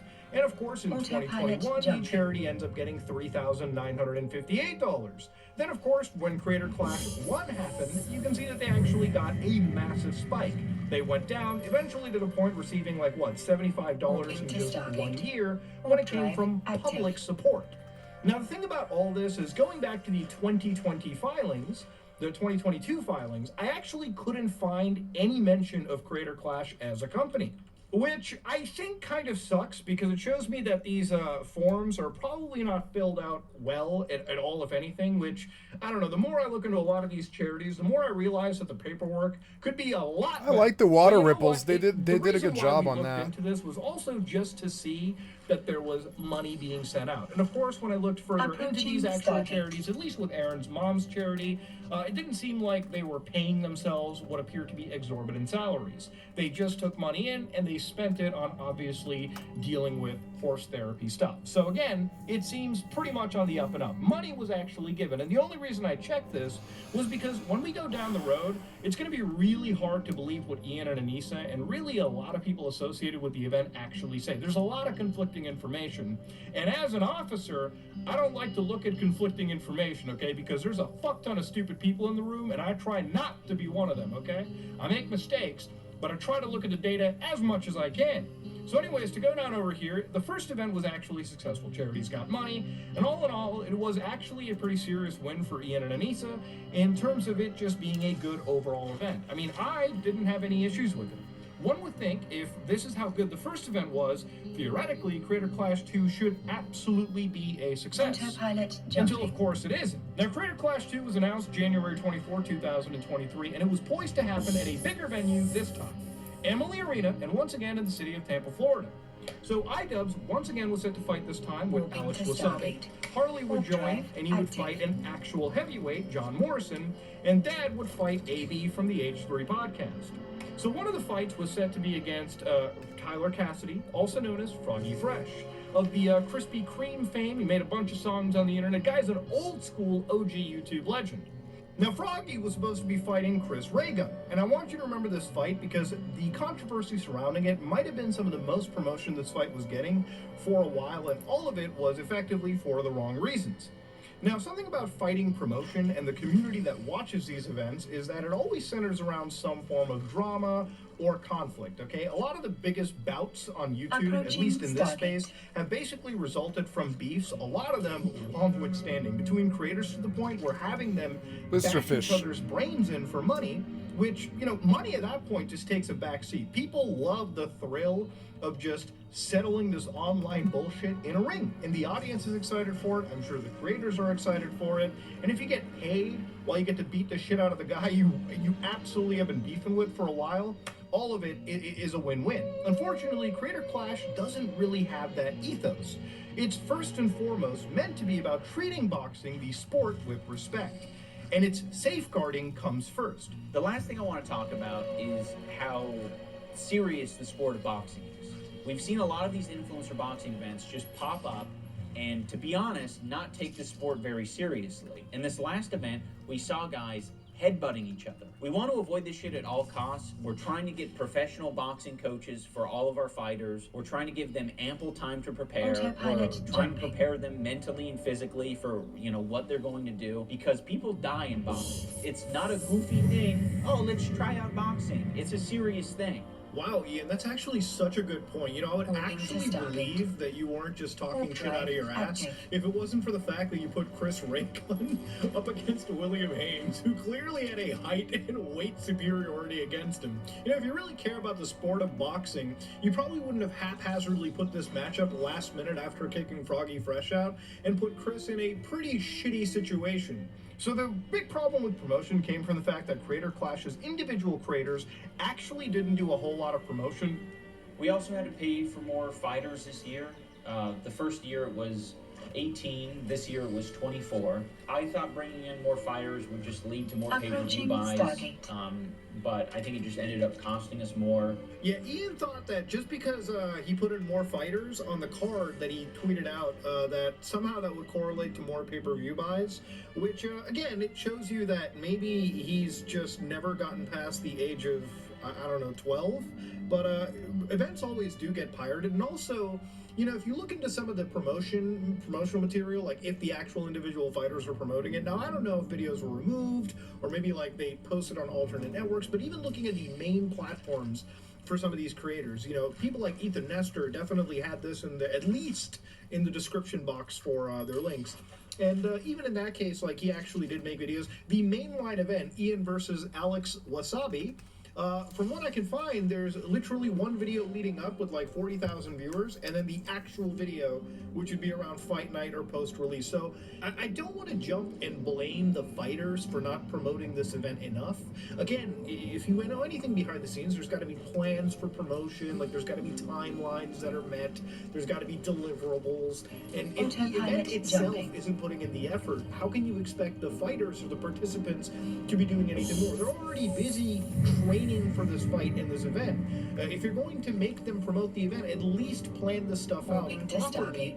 Otherwise, you can't complain when nobody checks out the event because you're not promoting it properly. People from outside the sphere who care about boxing are probably not going to jump into the event because it's not being adequately promoted, even outside these people's fan bases. All of this was stated actually in iDubbbz's own video regarding the failure of Creator Clash 2, when he himself admitted that after all the accounting, the whole event failed to actually raise a single penny for charity.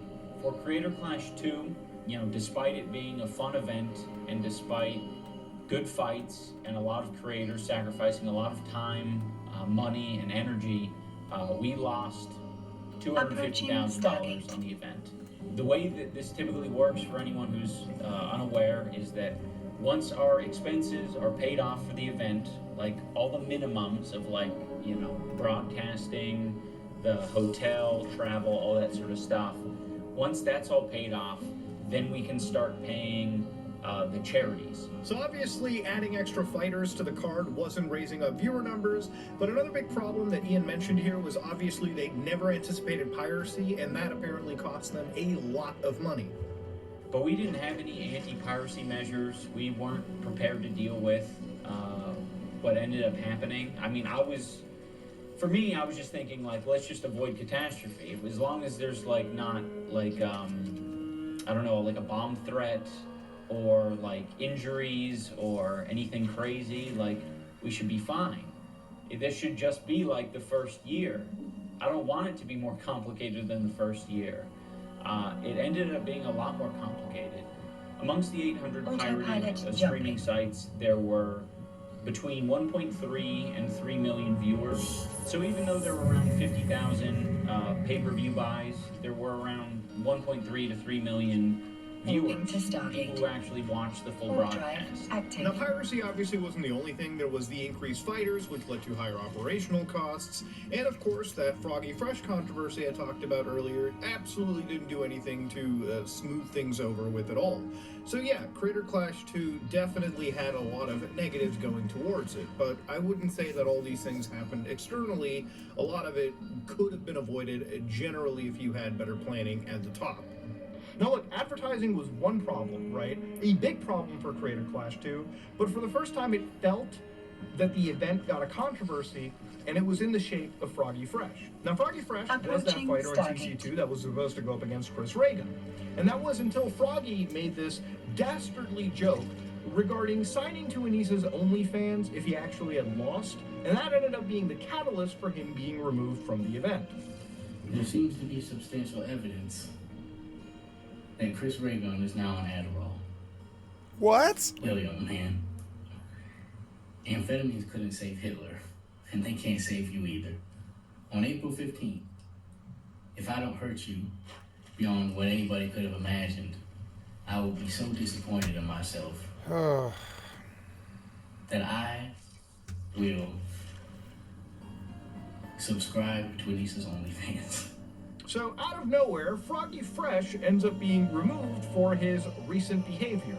Now, a lot of these deleted tweets, and there's archives and screenshots that exist, but I wanted to tell you that they were deleted because I don't have them right here to review fresh on Twitter, which, you know, again, I just want you to know these are archives. But there has been a change in the lineup, and Froggy Fresh will no longer be fighting against Chris Reagan. We'll announce his replacement in the coming days. With just 3 weeks left, the countdown to Creator Clash 2 has begun. So yeah, they were gonna issue a change in the fighter lineup that close to the actual fight night. Creator Clash's goal is to make an inclusive and fun environment for creators and fans while giving back to charity. Oh, this is gonna burn. That has always been our mission, and Froggy Fresh's recent behavior does not align with that mission. We look forward to sharing this positive experience on April 15th. Now, there's a case you could say that, hey, man, maybe you shouldn't be making OnlyFans jokes about, somebody's, the event organizer, so to speak, as somebody fighting in the event. You've been given this big opportunity. Why would you say something that would probably piss off the event owners? And the thing about it is, I do absolutely agree with you. Obviously, if you've been given this opportunity, it's probably best to be quiet. But the reason why the overreaction, I would say, personally to me, seemed weird is that, iDubbbz is a guy that made the whole video about he's okay with sex work and OnlyFans and everything, right? Like, he's totally fine with this kind of stuff. He's fine with people making jokes about this behavior. For those of you who are unaware of the drama I recently... I don't think OnlyFans is funny at all. I'll fill you in. My girlfriend started an OnlyFans account, which is a website where you can upload amateur porn. Anything from double penetration all the way over to lewd cosplay. Docking and everything in permission between. requested. And I think all of it is cool. Yeah. I don't have a problem with it. He obviously isn't, okay? Froggy Fresh is getting kicked off an event because of this joke. And I guess a whole litany of other issues that came out as well, too, according to iDubbbz, where he was, I believe training with Sam, and he kind of made Sam to be more of a visible figure beyond just the training, which I believe iDubbbz wasn't comfortable with, and there's good reason for that. The main reason Froggy was kicked from the card was for collaborating with Sam Hyde. And, for anyone who's been following the story, that's, fairly obvious. Froggy has explained, his side of the story multiple times. And unfortunately, he's been perpetuating a narrative that it's about OnlyFans or that it's about Anissa's mom. And that's extremely deceptive. Now, I'm not here to claim or do a gotcha that this reasoning isn't solid. Obviously, it's his event, and their internal communications most likely reflect, the guy being kicked, probably because of Sam Hyde.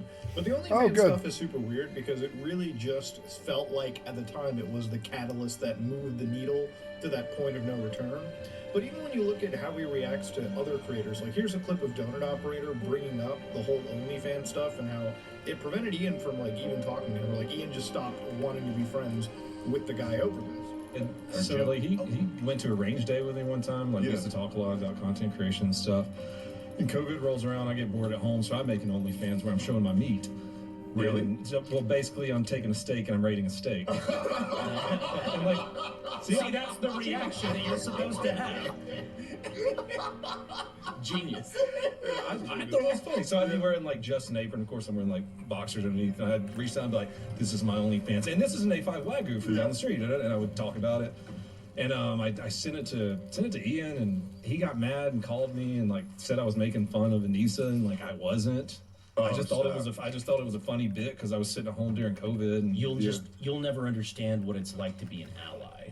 Yeah, it was. He said stuff like that, and just haven't talked to him since. That was 5 years ago. Over that? Yeah, and I've texted him and tried to reconnect with him. He just won't talk to me anymore. Now, even according to Ian, apparently the context that was removed from this was the fact that Donut, I guess, had a girlfriend that wanted to be an OF person at some point, and it was just bro, if people are going to rip on him for that, he took it away just by making this joke about himself. It completely snuffed it out. You see why nobody's making the Donut Operator jokes? Because, A, he doesn't really feed into Okay, this was fun. reaction.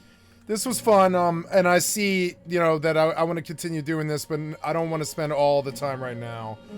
Because it's going to end quickly and whatever, I'm going to work on a fishing raft. It'll take me a couple of days. I don't want to do it all in one sitting. So, on to the next game. Could go back to Mortal here and kill some bandits.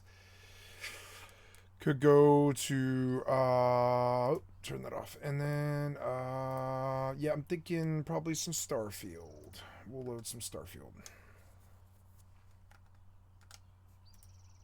At least the trolls, the reaction that they crave. Which, again, the thing about Ian over here is, it's kind of hard to understand or, figure out why Froggy was even removed when you start to see the sensitivity around this OnlyFans situation.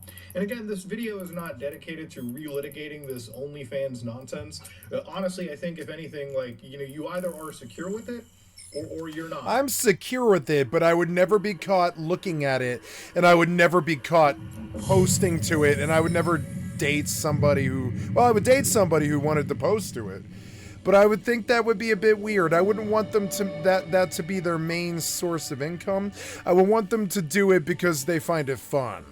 Is that weird? Because I wouldn't want to date somebody whose job it is to be naked on OnlyFans all the time. I don't want to date anybody like that.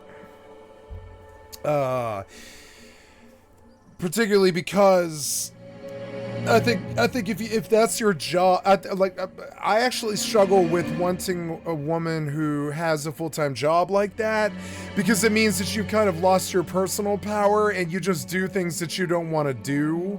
It's the work, like women who work, that's totally fine with me, but I want them to be doing it because they find that work fun. I don't want them doing it because they have to do it for a living.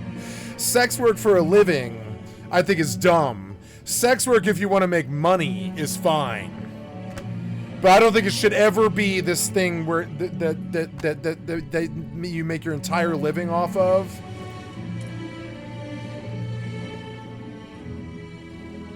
I don't judge them or anything like that. I'm saying that imagine how terrible that is if okay, you're just having sex all day long. I view sex as being a little bit more sacred than that.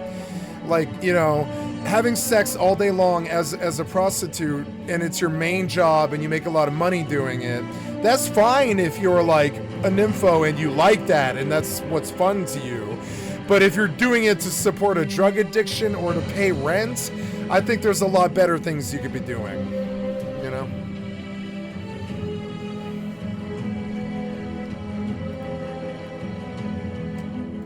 I think having sex all day warps you, just like doing anything all day warps you. Like video games, I had to learn to balance with other things, and I didn't learn that for the first 20 years I was doing this, or whatever, 30 years. It took me 30 years how to learn to do this with balance.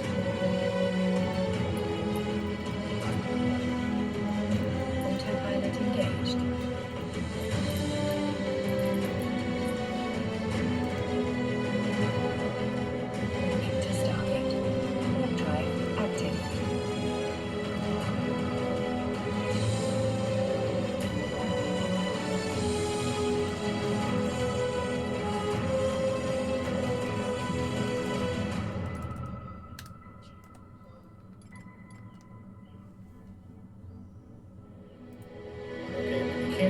Wishy-washy halfway.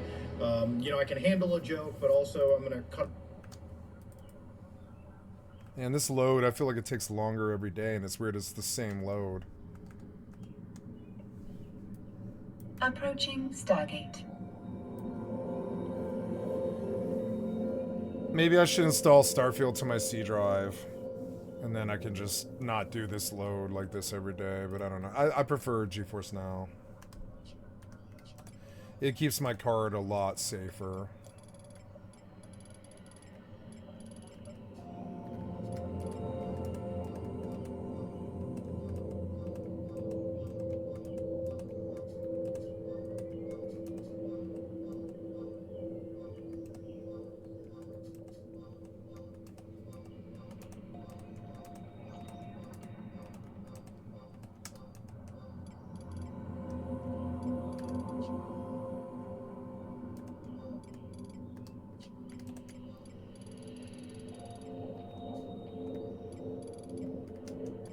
Autopilot jumping.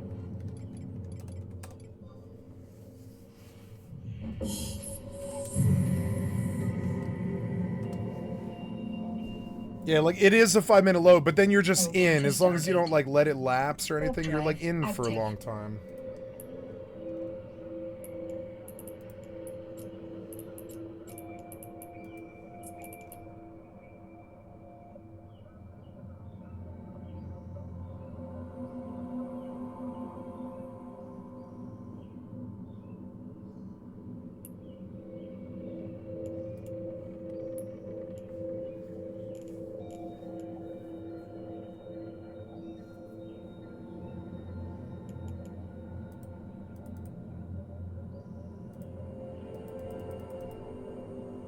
Approaching Stargate.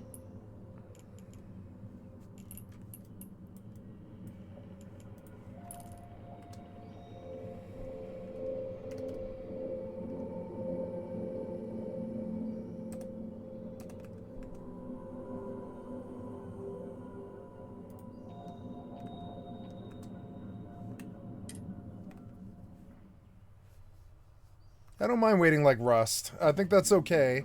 Because you get a lot of content for that. The game is like modded, you know, and it's majorly modded with a lot of extra content and stuff.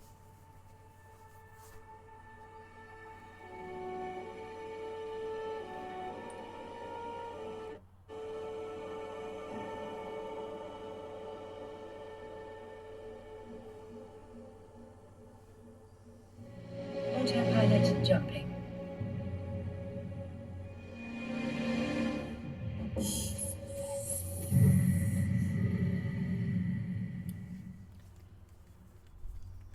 Warping to Stargate. Warp drive active.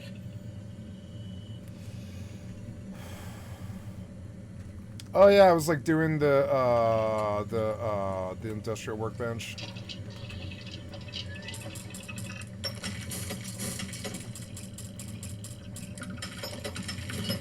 Making your own way in the world. Quite literally, it seems.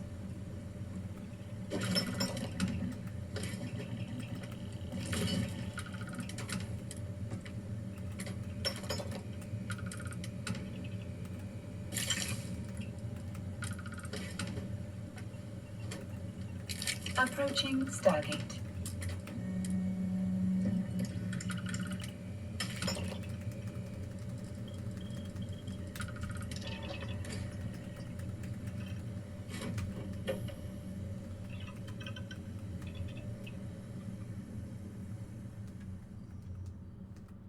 Cool. It's so cool.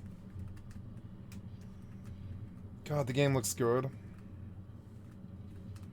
I have like a ship now and stuff. I wonder if I can decorate the floors better.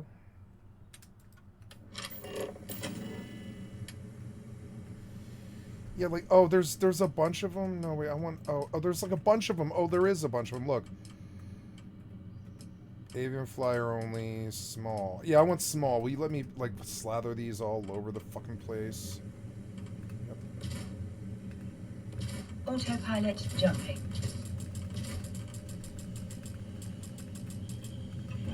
Make this ship look less but like Bethesda.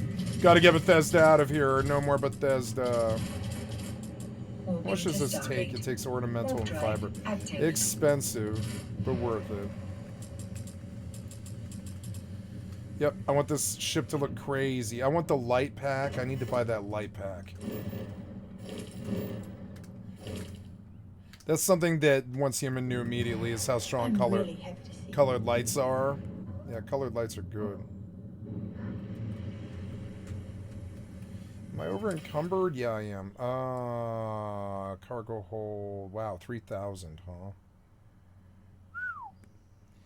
Well, approaching Stargate. I guess I could go dump it in boxes back home. I would have to go buy. I can't travel as it is right now.